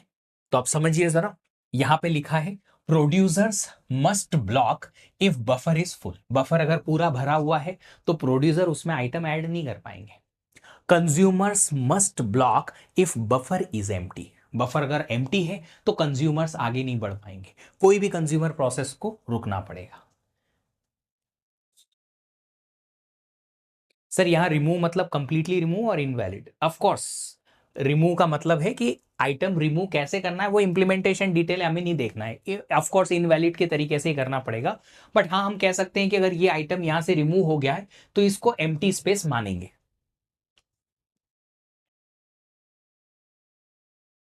यार तुम लोग जब कॉलेज ऑफिस से आते हो घर पे, अगर मम्मी स्पेशली तुम्हारे लिए वेट कर रही है कि चलो गरम गरम खाना खिलाएंगे बच्चे को, है ना, ऐसा सिचुएशन कभी आया होगा। तो मान लो मॉम जो हैं वो पूड़ियां बनाने वाली हैं। आती है ना छोटी छोटी गोल गोल पूड़ियां, आटे की बनती हैं, जिसको फ्राई किया जाता है, एकदम फूल जाती है बढ़िया, तुम्हारे चेहरे की तरह जब तुमको गुस्सा आता है ऐसे करके, है ना। छोटी छोटी होती हैं, जल्दी जल्दी खाने में भी आ जाती हैं, बड़ी टेस्टी लगती होंगी। होंगी इसलिए क्योंकि since long I haven't eaten it, fried item खाना नहीं होता मुझसे, होता है ना। तो देखो, आप इमेजिन करो कि प्रोड्यूसर जो हैं वो हैं आपकी मॉम, जो कि पूड़ियाँ बना बना के दे रही हैं आपको, और कंज्यूमर हैं आप जो कि उनको खाएंगे। अब भूख लगी है जबरदस्त, जितना मम्मी देंगी सब खा जाएंगे। ये है बफर, वो वेसल, जिस पर्टिकुलर वेसल में मॉम जो है वो पूड़ियां आपके सामने रख देती हैं निकाल निकाल के। तो जैसे ही आप आते हो, वो आपकी मम्मी क्या बोलती हैं, जल्दी से मैं थाली लगा देती हूँ, जल्दी से बैठ जा, आई विल गिव यू गरम गरम पूड़ी। बना के नहीं रखी है, गरम गरम निकाल के दूंगी ताकि तू खा ले, गरम गरम खा ले।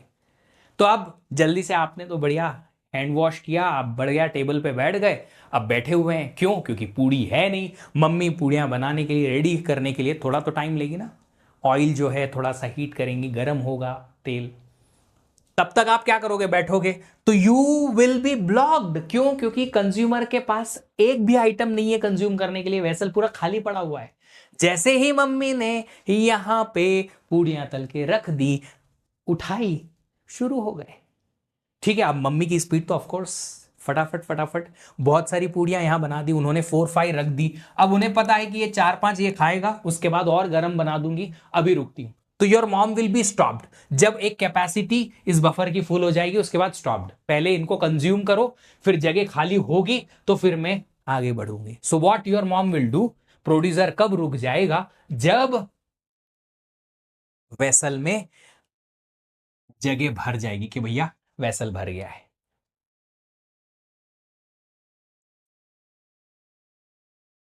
ना। सेम सिचुएशन है, ठीक है। अब देखो सॉल्यूशन कैसे देना है। सॉल्यूशन देने के लिए मुझे यहां दो चीजों का ध्यान रखना है। सॉल्यूशन जो है यहां दो चीजों का ध्यान रखना है। एक चीज तो इस चीज का ध्यान रखना है कि सारी प्रोसेसेस में से कोई एक ही प्रोसेस इस बफर को एक्सेस कर पाए, चाहे वो प्रोड्यूसर हो या कंज्यूमर हो। जितनी भी प्रोड्यूसर प्रोसेसेस हैं और जितनी भी कंज्यूमर प्रोसेसेस हैं, उन सबके कोड में कहीं ना कहीं जब बफर का एक्सेस आएगा तो उस बफर के एक्सेस को हमें म्यूचुअली एक्सक्लूसिवली एक्सेस कराना है। तो कहीं ना कहीं एक बाइनरी सीमाफोर पे वेट चलेगा, बीएस इज बाइनरी सीमाफोर, और सिग्नल चलेगा बाइनरी सीमाफोर पे, और उनके बीच में ही बफर का एक्सेस लगेगा। ये आपको अब समझ में आना चाहिए, क्योंकि बफर कॉमन है सारी प्रोड्यूसर और सारी कंज्यूमर्स के बीच में, और इस कॉमन से शेयर्ड बफर को एक्सेस हम म्यूचुअली एक्सक्लूसिवली कराएंगे। तो बफर का कोई भी एक्सेस करे, चाहे वो कंज्यूमर हो या प्रोड्यूसर, डेफिनेटली बफर को एक्सेस करने के लिए बफर का एक्सेस हमें वेट और सिग्नल के बीच में लिखना है, और वो भी बाइनरी सीमाफोर के, ताकि एट ए टाइम कोई एक प्रोसेस, चाहे कोई एक प्रोड्यूसर या कोई एक कंज्यूमर, इस बफर को एट ए टाइम एक्सेस कर पाए।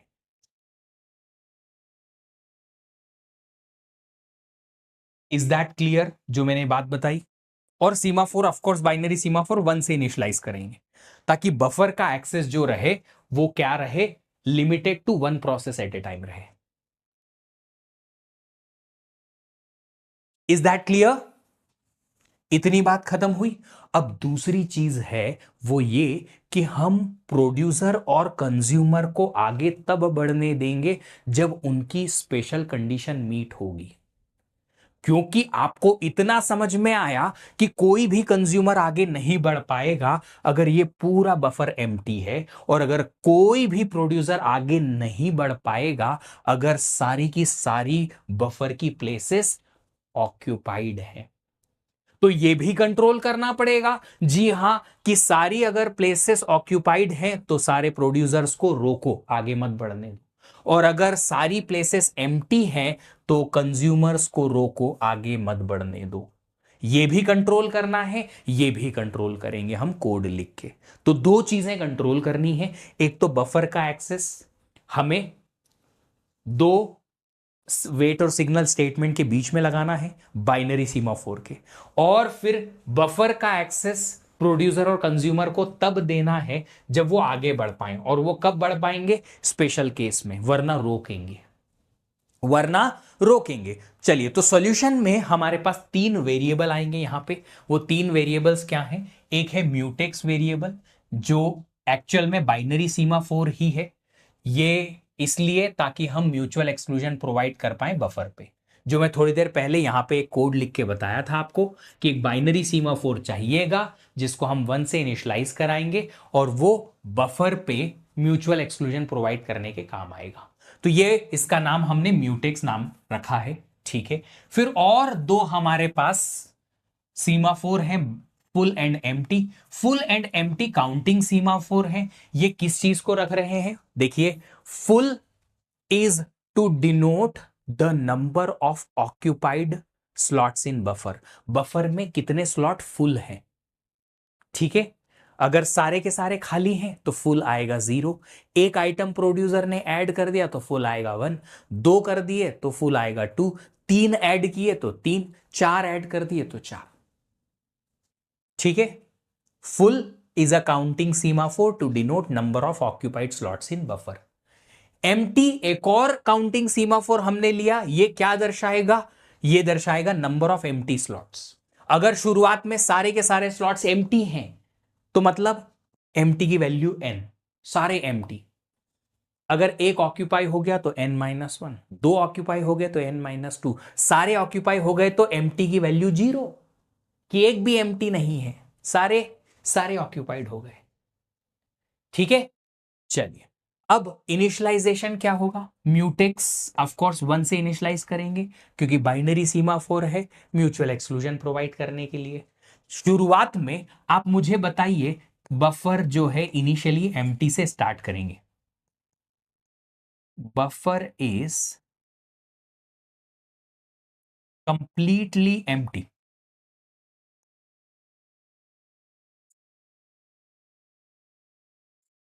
इनिशियली। अगर बफर में एक भी आइटम नहीं है तो फुल की वैल्यू क्या आएगी, कितने ऑक्यूपाइड स्लॉट हैं बफर में, 0, क्योंकि बफर फुल, सॉरी ऑक्यूपाइड है ही नहीं, एक भी आइटम नहीं है। एम्प्टी की स्पेस का वैल्यू क्या से इनिशियलाइज करेंगे, n से, सारे n number of spaces empty है।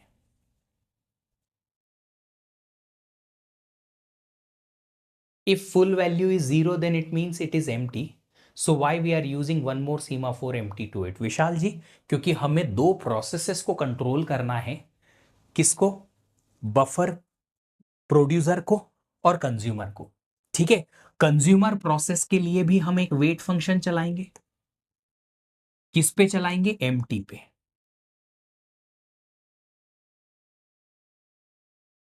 ठीक है, जितने भी एम्प्टी स्पेस हैं, अगर एम्प्टी स्पेस 0 बन जाएंगे, एम्प्टी स्पेस 0 मतलब फुल, सारे के सारे ऑक्यूपाइड प्लेसेस हैं, फुल की वैल्यू n हो जाएगी, एम्प्टी 0, तो ये प्रोड्यूसर प्रोसेस को एम्प्टी 0 के केस में रुकना पड़ेगा। आपको पता है कि कोई भी वैल्यू अगर 0 हो जाती है तो उस पर वेट फंक्शन नहीं चलता है, पता है ना। इसलिए सिमिलरली कंज्यूमर प्रोसेस के लिए हम वेट चलाएंगे फुल पे,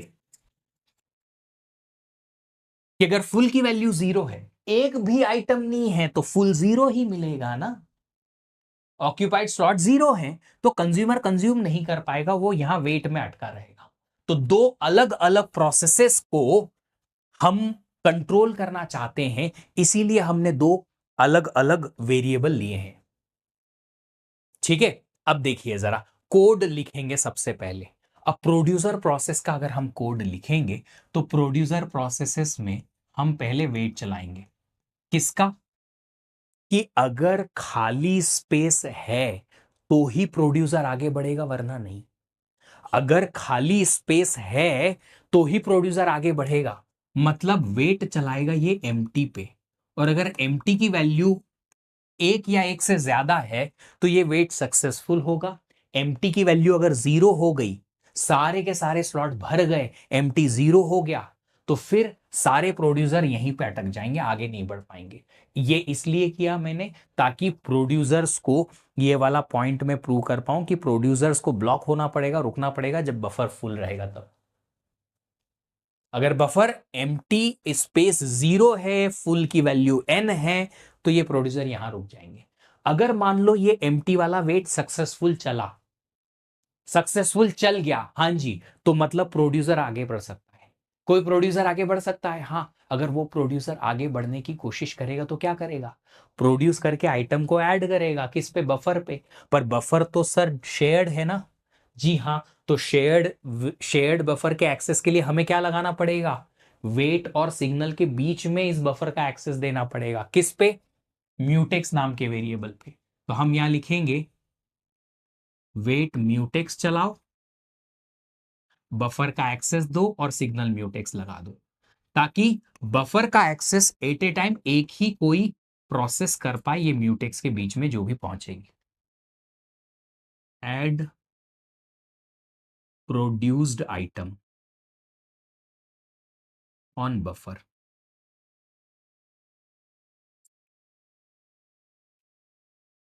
अब क्या, अब जब हमने एक आइटम प्रोड्यूस कर दिया, एम्प्टी स्पेस हमारे पास थी, हाँ जी, इस पे वेट चल गया, इसने एम्प्टी की वैल्यू एक से कम कर दी, फिर वेट और सिग्नल के बीच में प्रोड्यूस करके आइटम बफर पे ऐड करा दिया, ठीक है, म्यूटेक्स का काम खत्म हो गया।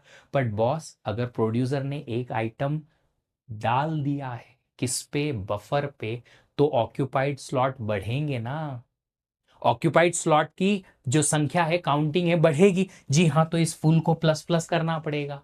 प्लस प्लस मतलब सिग्नल, क्योंकि ये सीमाफोर है, तो फुल को यहाँ पे सिग्नल करना पड़ेगा, ताकि ये जो प्रोड्यूसर ने आइटम प्रोड्यूस किया है उसको जो बफर पे ऐड कर दिया है तो फुल की वैल्यू 1 से बढ़ जाए।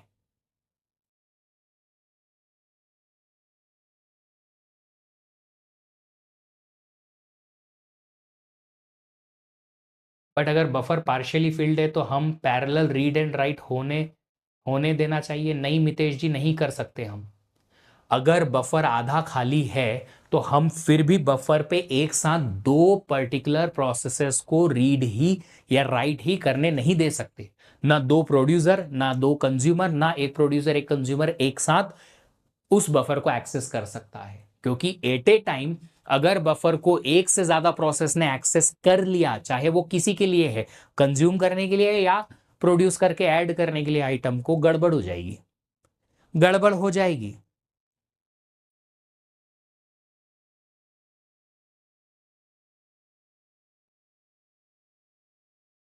क्या बात है लक्ष्य बाबू, अब समझ में आया। ऑफ कोर्स क्रिटिकल सेक्शन है, तभी तो हमने उसको वेट और सिग्नल म्यूटेक्स के बीच में रखा।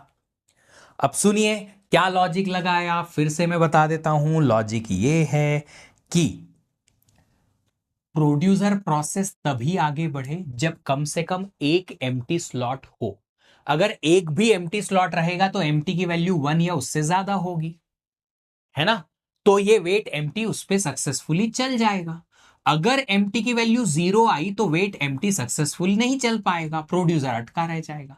तो एम्प्टी स्पेस अगर 0 है, सारे स्पॉट्स सारे स्पेसेस फिल्ड हैं, तभी तो एम्प्टी 0। एम्प्टी 0 मतलब सारे के सारे स्पेस फिल्ड हैं, फुल हैं। तो एम्प्टी नहीं है कोई स्पेस। अगर एम्प्टी नहीं है तो प्रोड्यूसर प्रोड्यूस करके आइटम को कहां ऐड करेगा, नहीं कर सकता। इसलिए यहां रोकना पड़ेगा। सारे प्रोड्यूसर यहीं पे फंसे रह जाएंगे वेट एम्प्टी में। किसी प्रोड्यूसर के लिए वेट एम्प्टी तभी सक्सेसफुल होगा जब एम्प्टी की वैल्यू 1 से ज्यादा होगी या 1 होगी कम से कम। तो वो क्या करेगा, प्रोड्यूसर एम्प्टी को माइनस माइनस करके और आगे बढ़ेगा। वेट और सिग्नल म्यूटेक्स के बीच में मैंने प्रोड्यूसर का आइटम बफर पे कॉपी कराना है। अब ये वेट और mutex, wait mutex signal mutex क्यों लगाया है, ताकि बफर को एट ए टाइम कोई एक ही प्रोसेस एक्सेस कर पाए। ये तो म्यूचुअल एक्सक्लूजन है। फिर आगे क्या, आगे ये मीटेक्स म्यूटेक्स वेट और सिग्नल हो गया। आखिरी में हमने फुल को सिग्नल किया, क्यों, क्योंकि जब बफर पे इस प्रोड्यूसर ने एक आइटम प्रोड्यूस करके ऐड कर दिया है तो भैया ये प्रोड्यूसर जो है बफर की एक स्पेस को फुल कर रहा है, ऑक्यूपाई कर रहा है। ऑक्यूपाइड स्लॉट्स जो है 1 से इंक्रीमेंट हो जाएंगे सिग्नल के थ्रू।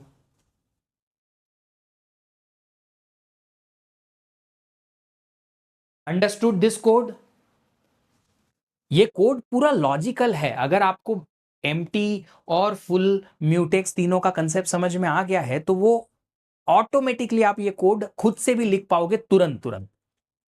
अब कंज्यूमर की बारी।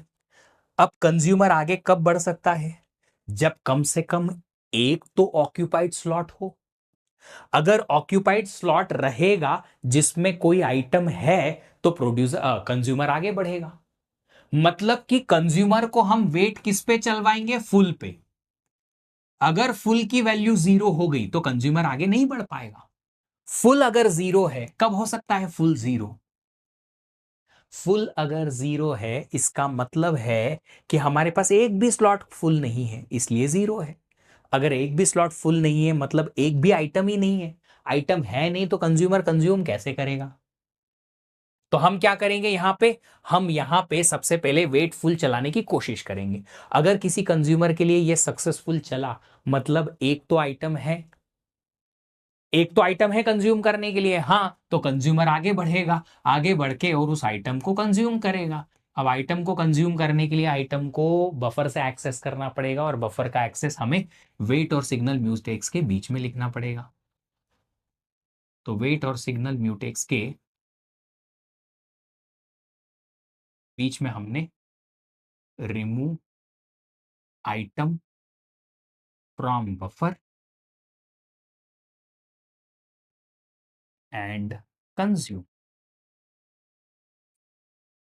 कर दिया।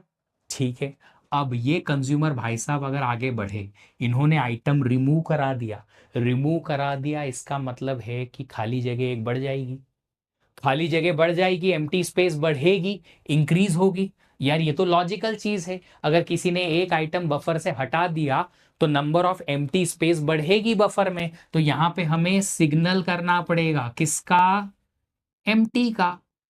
एम्प्टी जो हमारे पास सीमाफोर है उसका सिग्नल कर देंगे। वेट म्यूटेक्स एक बार और बता दीजिए, संदीप यादव जी एक बार मुझे ये बताइए कि क्या आपको म्यूचुअल एक्सक्लूजन नाम की चीज समझ में आई थी, कि एट ए टाइम कोई भी शेयर्ड वेरिएबल या क्रिटिकल सेक्शन जो है उसको एक ही प्रोसेस एक्सेस करनी चाहिए, उसे क्रिटिकल सेक्शन का म्यूचुअल एक्सक्लूजन कहते हैं। अगर ऐसा है कि म्यूचुअल एक्सक्लूजन जो है वो हम प्रोवाइड करना चाहते हैं किसी एक शेयर्ड वेरिएबल या शेयर्ड रिसोर्स पे, तो उसको हम क्या करते हैं, उसको हम वेट और सिग्नल के बीच में लिख देते हैं। ऐसा ही कोई सॉल्यूशन आता है, वेट और सिग्नल के बीच में लिख देते हैं क्रिटिकल सेक्शन का एक्सेस। तो यहां पे भी वैसा ही है, हमारे पास जो ये बफर का एक्सेस है, ये बफर बफर शेयर्ड है, ये है मेरा क्रिटिकल सेक्शन, जिसको मैं एट ए टाइम कोई एक प्रोड्यूसर या कोई एक कंज्यूमर को ही एक्सेस करने दूंगा। कैसे कंट्रोल करेंगे, म्यूटेक्स पे वेट चला के और फिर रिलीज करेंगे सिग्नल करके।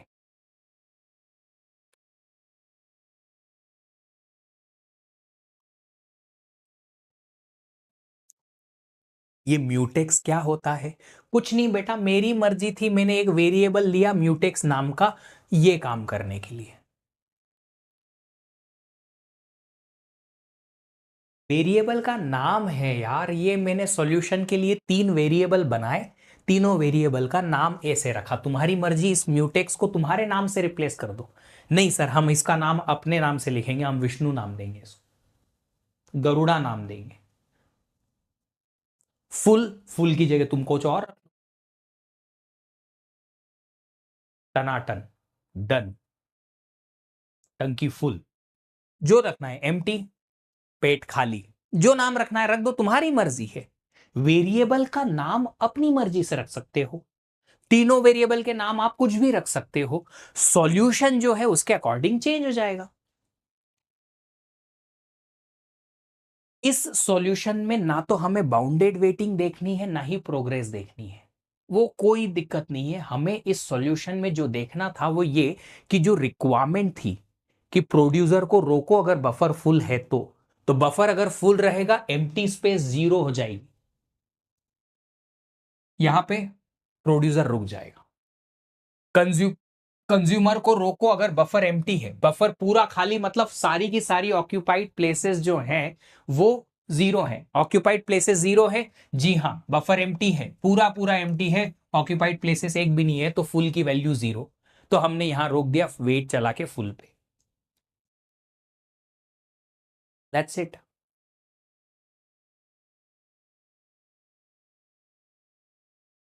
समझ में आई बात, जो रिक्वायर्ड था उस सॉल्यूशन से वो हमने कर दिया, जो हमें बोला गया वो कर दिया। देखो जल्दी से अब ये 2 कोड। अब क्वेश्चन पता है क्या पूछते हैं, क्वेश्चन ये पूछते हैं कि भैया ये है प्रोड्यूसर का कोड, ये है कंज्यूमर का कोड, ये है वेरिएबल्स इनिशियलाइज्ड विद दिस, पर इस कोड में 4 स्टेटमेंट मिसिंग है, 1, 2, 3 और 4। अब इन 4 मिसिंग पॉइंट को आपको फिल करना है ऑप्शन देख के, बस इस टाइप का क्वेश्चन आता है। सब समझ आ गया, बहुत अच्छी बात है।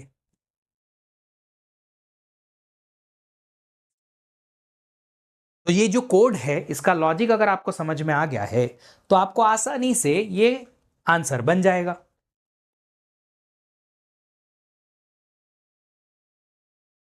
Is that clear everybody?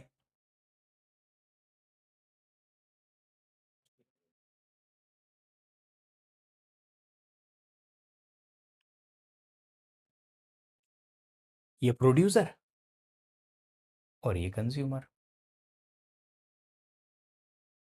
Clear है, क्लियर है। अब देखो क्या करते हैं ना, ये जो गेट का क्वेश्चन बनाने वाले लोग होते हैं ना, ये आपसे 10 कदम आगे की सोचते हैं।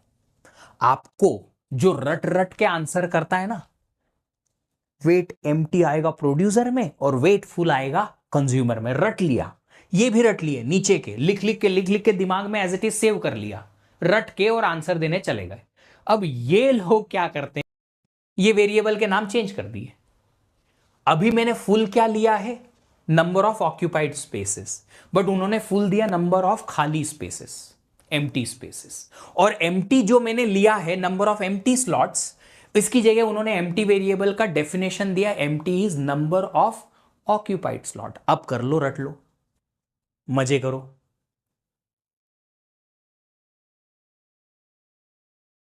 तो रटने का काम नहीं है, लॉजिकली समझना है कि कब कौन सा वेट चलेगा किस पे और क्यों। अगर ये समझ में आया तो वेरिएबल के नाम वो एक्स वाई जेड कुछ भी दे दें, हम आसानी से क्वेश्चन करेक्ट ही बनाएंगे।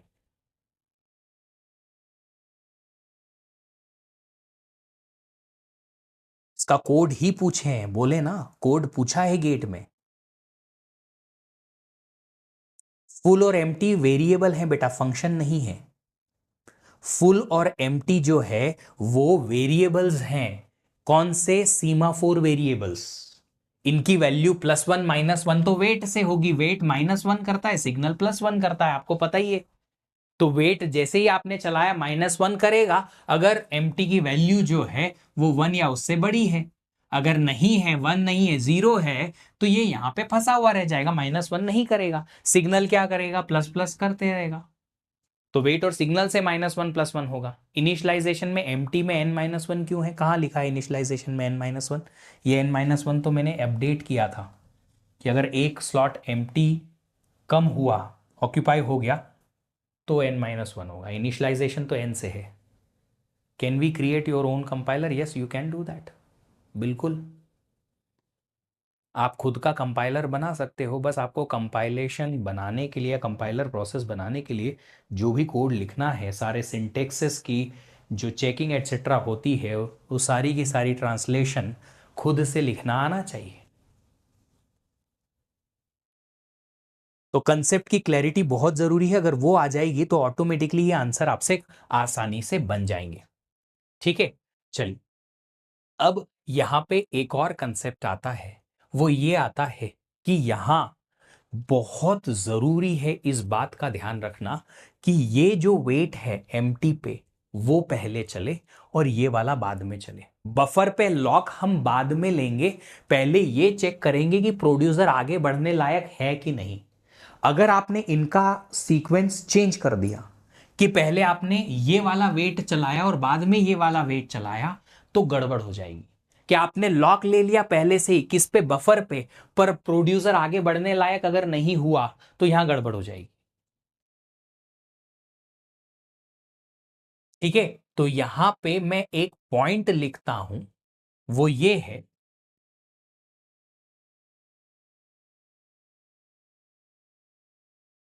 First two wait statements are, if first two wait statements are swapped, interchanged, then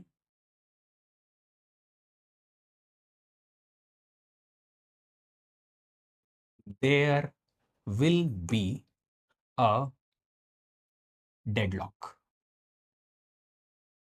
deadlock हो जाएगा। I will explain. पहले डेडलॉक होता क्या है पहले ये बताता हूं मैं।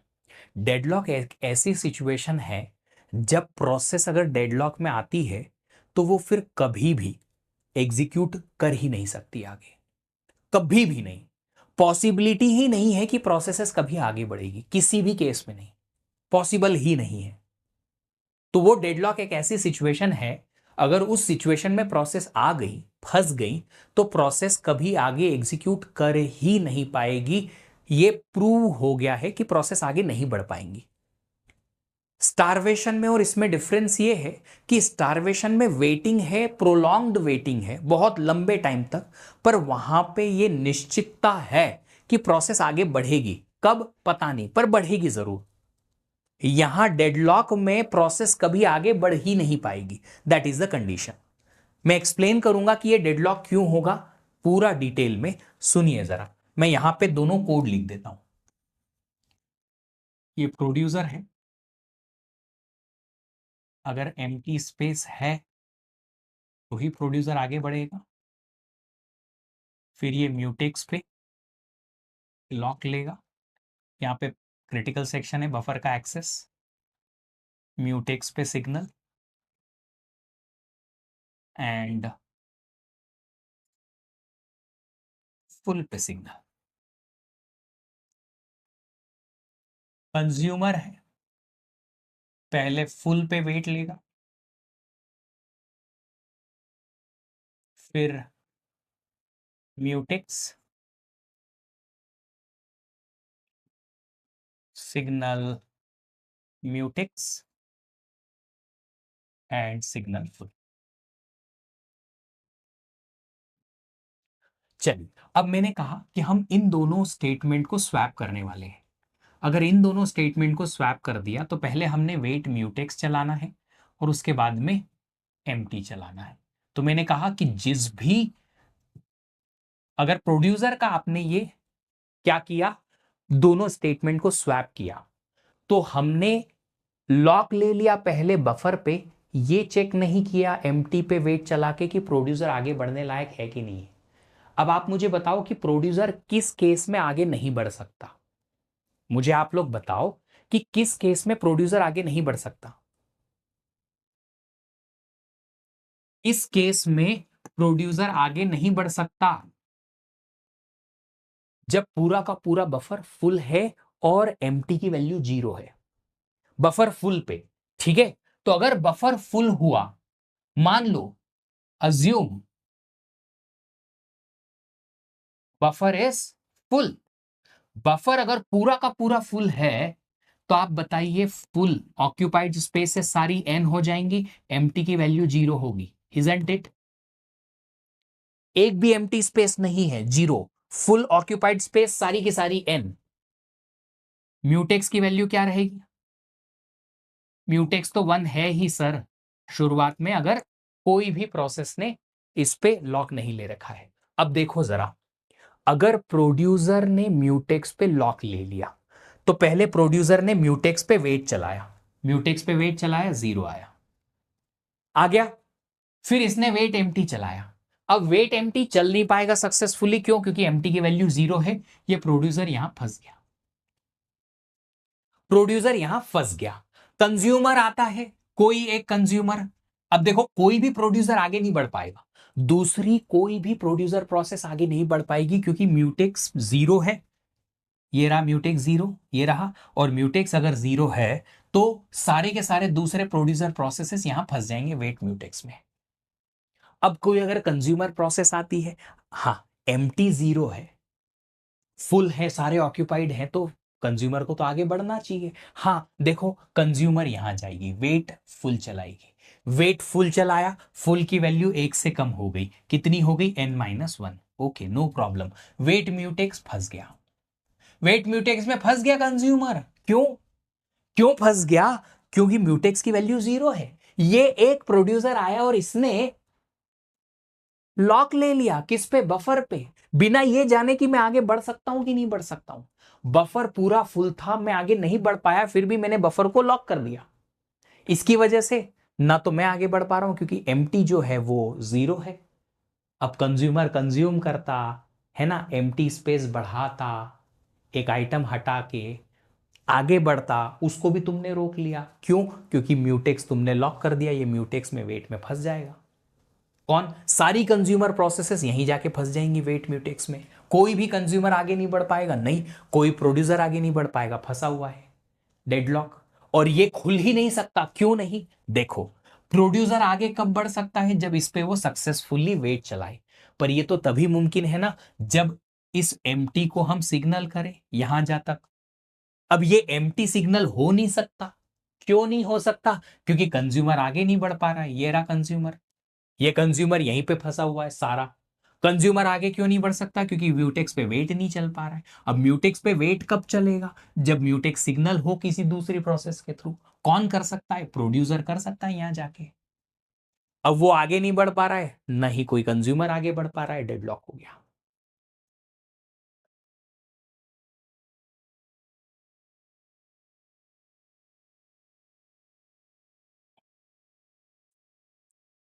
समझ में आ गई बात? तो प्रोड्यूसर की दो स्टेटमेंट को अगर हमने स्वैप कराया तो डेडलॉक हुआ, पर कौन सी कंडीशन में हुआ जी? कंडीशन बताओ कौन सी कंडीशन में हुआ? When buffer is completely full. पूरा अगर बफर फुल है, एम्प्टी की वैल्यू 0 है, तो डेडलॉक हो जाएगा।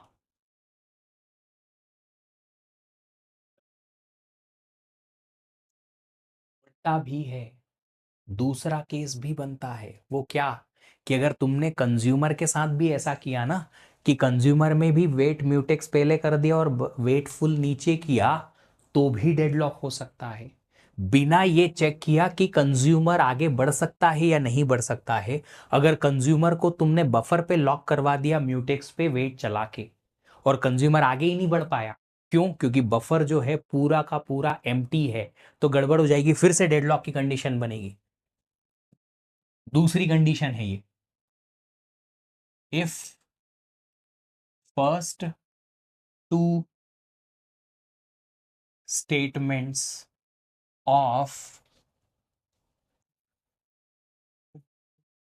Consumer process are swapped, then there can be deadlock when buffer is completely empty। जब पूरा का पूरा बफर एम्प्टी रहेगा तब डेडलॉक हो सकता है। कैसे? यहां पे एक्सप्लेन करता हूं मैं। ये नॉर्मल है। यहां पे पहले हम एम्प्टी पे ही वेट चलाएंगे, फिर म्यूटेक्स पे। पर इधर हमने गड़बड़ कर दी, उल्टा कर दिया। म्यूटेक्स और बफर पूरा एम्प्टी है, तो फुल की वैल्यू 0, एम्प्टी सारे n, म्यूटेक्स अभी 1 है। कंज्यूमर आया, इसने वेट म्यूटेक्स चलाया, लॉक कर दिया बफर को 0 करके, म्यूटेक्स को। वेट फुल चलाया, फुल तो 0 है, वेट फुल सक्सेसफुल नहीं चल पाएगा, प्रोसेस फंस गई यहां। प्रोसेस फंस गई यहां, कोई भी कंज्यूमर आगे नहीं बढ़ पाएगा क्योंकि म्यूटेक्स की वैल्यू 0 है। सारे कंज्यूमर यहां फंसे रहेंगे, एक कंज्यूमर यहां फंसा हुआ है क्योंकि फुल 0 है। अगर कंज्यूमर नहीं, प्रोड्यूसर तो आगे बढ़ना चाहिए। वेट एम्प्टी चलाएगा, एम्प्टी की वैल्यू n-1। वेट म्यूटेक्स चलाएगा, म्यूटेक्स तो है नहीं, बफर तो इसने लॉक करके रखा हुआ है, कंज्यूम नहीं कर पा रहा है, लॉक भी किया हुआ है, ये प्रोड्यूसर को प्रोड्यूस भी नहीं करने दे रहा है, क्योंकि ये म्यूटेक्स सारे के सारे प्रोड्यूसर इस वेट म्यूटेक्स में फंस जाएंगे। तो फिर यहां पे फंसे हुए रह जाएंगे, डेडलॉक। ये भी सारे प्रोड्यूसर आगे नहीं बढ़ पा रहे हैं, कंज्यूमर भी आगे नहीं बढ़ पा रहे हैं, डेडलॉक।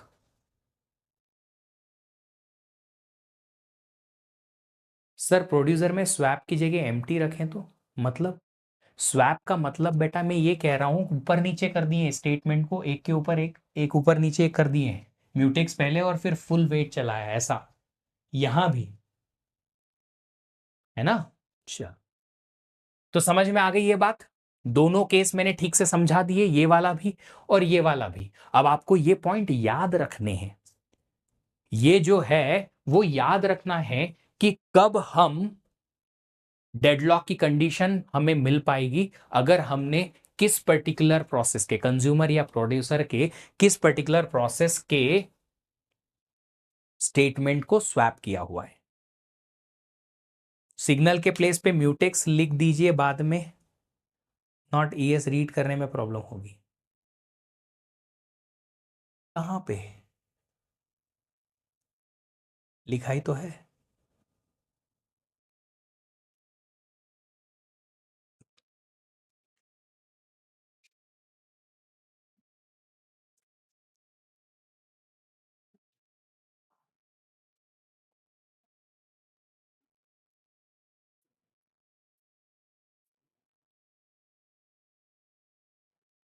में प्रीएम्पशन होगा। कोई भी प्रोसेस कभी भी प्रीएम्प्ट हो सकती है, कभी भी रन हो सकती है। इसीलिए तो हमने किया कि हमने पहले प्रोड्यूसर चलाया, फंसा हुआ रहा, उसको प्रीएम्प्ट करके कंज्यूमर चलाया, वो भी फंस गया। अब प्रीएम्पशन होए क्या फर्क पड़ता है, प्रोसेसेस आगे नहीं बढ़ पाएंगी।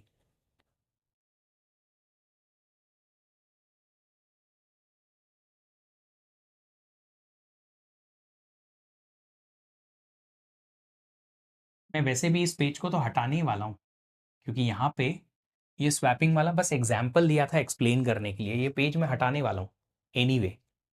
ये पेज नहीं रहेगा आपके नोट्स में। जब आप लेक्चर दोबारा देखोगे आपको सिर्फ ये दिखेगा और इतना बस। चलिए आज के लिए इतना ही काफ़ी है। रीडर राइटर प्रॉब्लम और डाइनिंग फिलोसोफर प्रॉब्लम हम कल पढ़ेंगे, और फिर डेडलॉक भी कल ही स्टार्ट हम कर देंगे। इसके अलावा इस सैटरडे को भी आप लोगों का एक स्पेशल क्लास होगा, एक्स्ट्रा क्लास, जो सेम मॉर्निंग टाइम में ही लगेगा। तो आप लोग सैटरडे के लिए रेडी रहिएगा। एक सैटरडे को भी क्लास होगी ताकि हम अपने सिलेबस में जो भी लैग कर रहे हैं उसको कवर अप कर पाए, है ना। चलिए, थैंक यू सो मच। आप सब लोगों का बहुत बहुत धन्यवाद ज्वाइन करने के लिए। आज का जो सेशन में मैंने प्रोड्यूसर कंज्यूमर प्रॉब्लम आपको पढ़ाई है वो, और ऑफ कोर्स ये सीमाफोर के क्वेश्चंस को आप अच्छे से रिकॉल करिएगा, बहुत ज़रूरी है। कहीं भी कुछ भी नया क्वेश्चन जो है गेट में बन जाता है, इसलिए, है ना। अदर सब्जेक्ट बेटा सीओए पढ़ाता हूँ मैं, और वो आपको आपकी बैच में जब भी आएगा आपको पता चल जाएगा, ठीक है सर। इन इंटरव्यू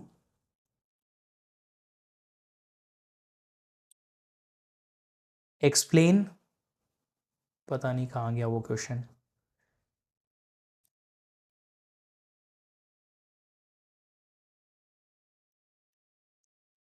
वापस मैं नीचे आ रहा हूँ चैट में। Program under execution on definition of process, जी हाँ। प्रोग्राम अंडर एग्जीक्यूशन मतलब कोई प्रोग्राम अगर एग्जीक्यूशन के लिए जाता है तो वो प्रोसेस बन जाता है। डेडलॉक की कंडीशन कब आएगी, बताया तो सही मैंने। डेडलॉक की कंडीशन कब आएगी कि अगर दो स्टेटमेंट आपने स्वैप करा दिए तो आएगी, अदरवाइज नहीं।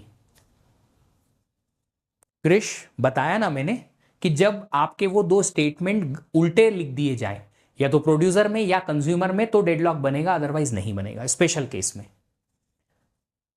Deadlock independent from lesson 3।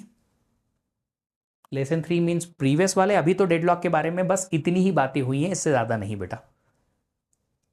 Deadlock अभी जब हम पढ़ेंगे तब बताएंगे कैसे आएगा। इससे क्वेश्चन मैंने बताया था ना कि आपको वो जो फर्स्ट पहला सबसे आखिरी वाला स्टेटमेंट जो वेट सिग्नल का है वो खाली छोड़ दिया जाएगा, और पूछेंगे कि भरो, बताओ क्या आएगा, ताकि प्रोड्यूसर कंज्यूमर प्रॉब्लम का सॉल्यूशन मिल जाए, ठीक है। कब डेडलॉक हो सकता है ये पूछा जा सकता है कि ये दोनों स्टेटमेंट को स्वैप करेंगे तो कब डेडलॉक होगा, एटसेट्रा, जो मैंने बताया।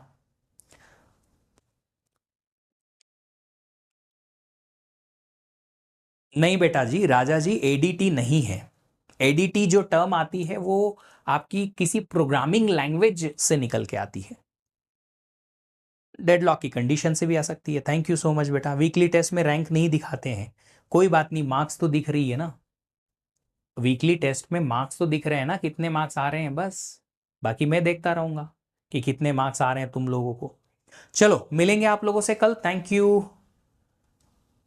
लास्ट संडे वाला टेस्ट आप लोग थोड़ा सा और 2-3 दिन वेट करके दीजिए, मैं बता दूंगा आपको, है ना।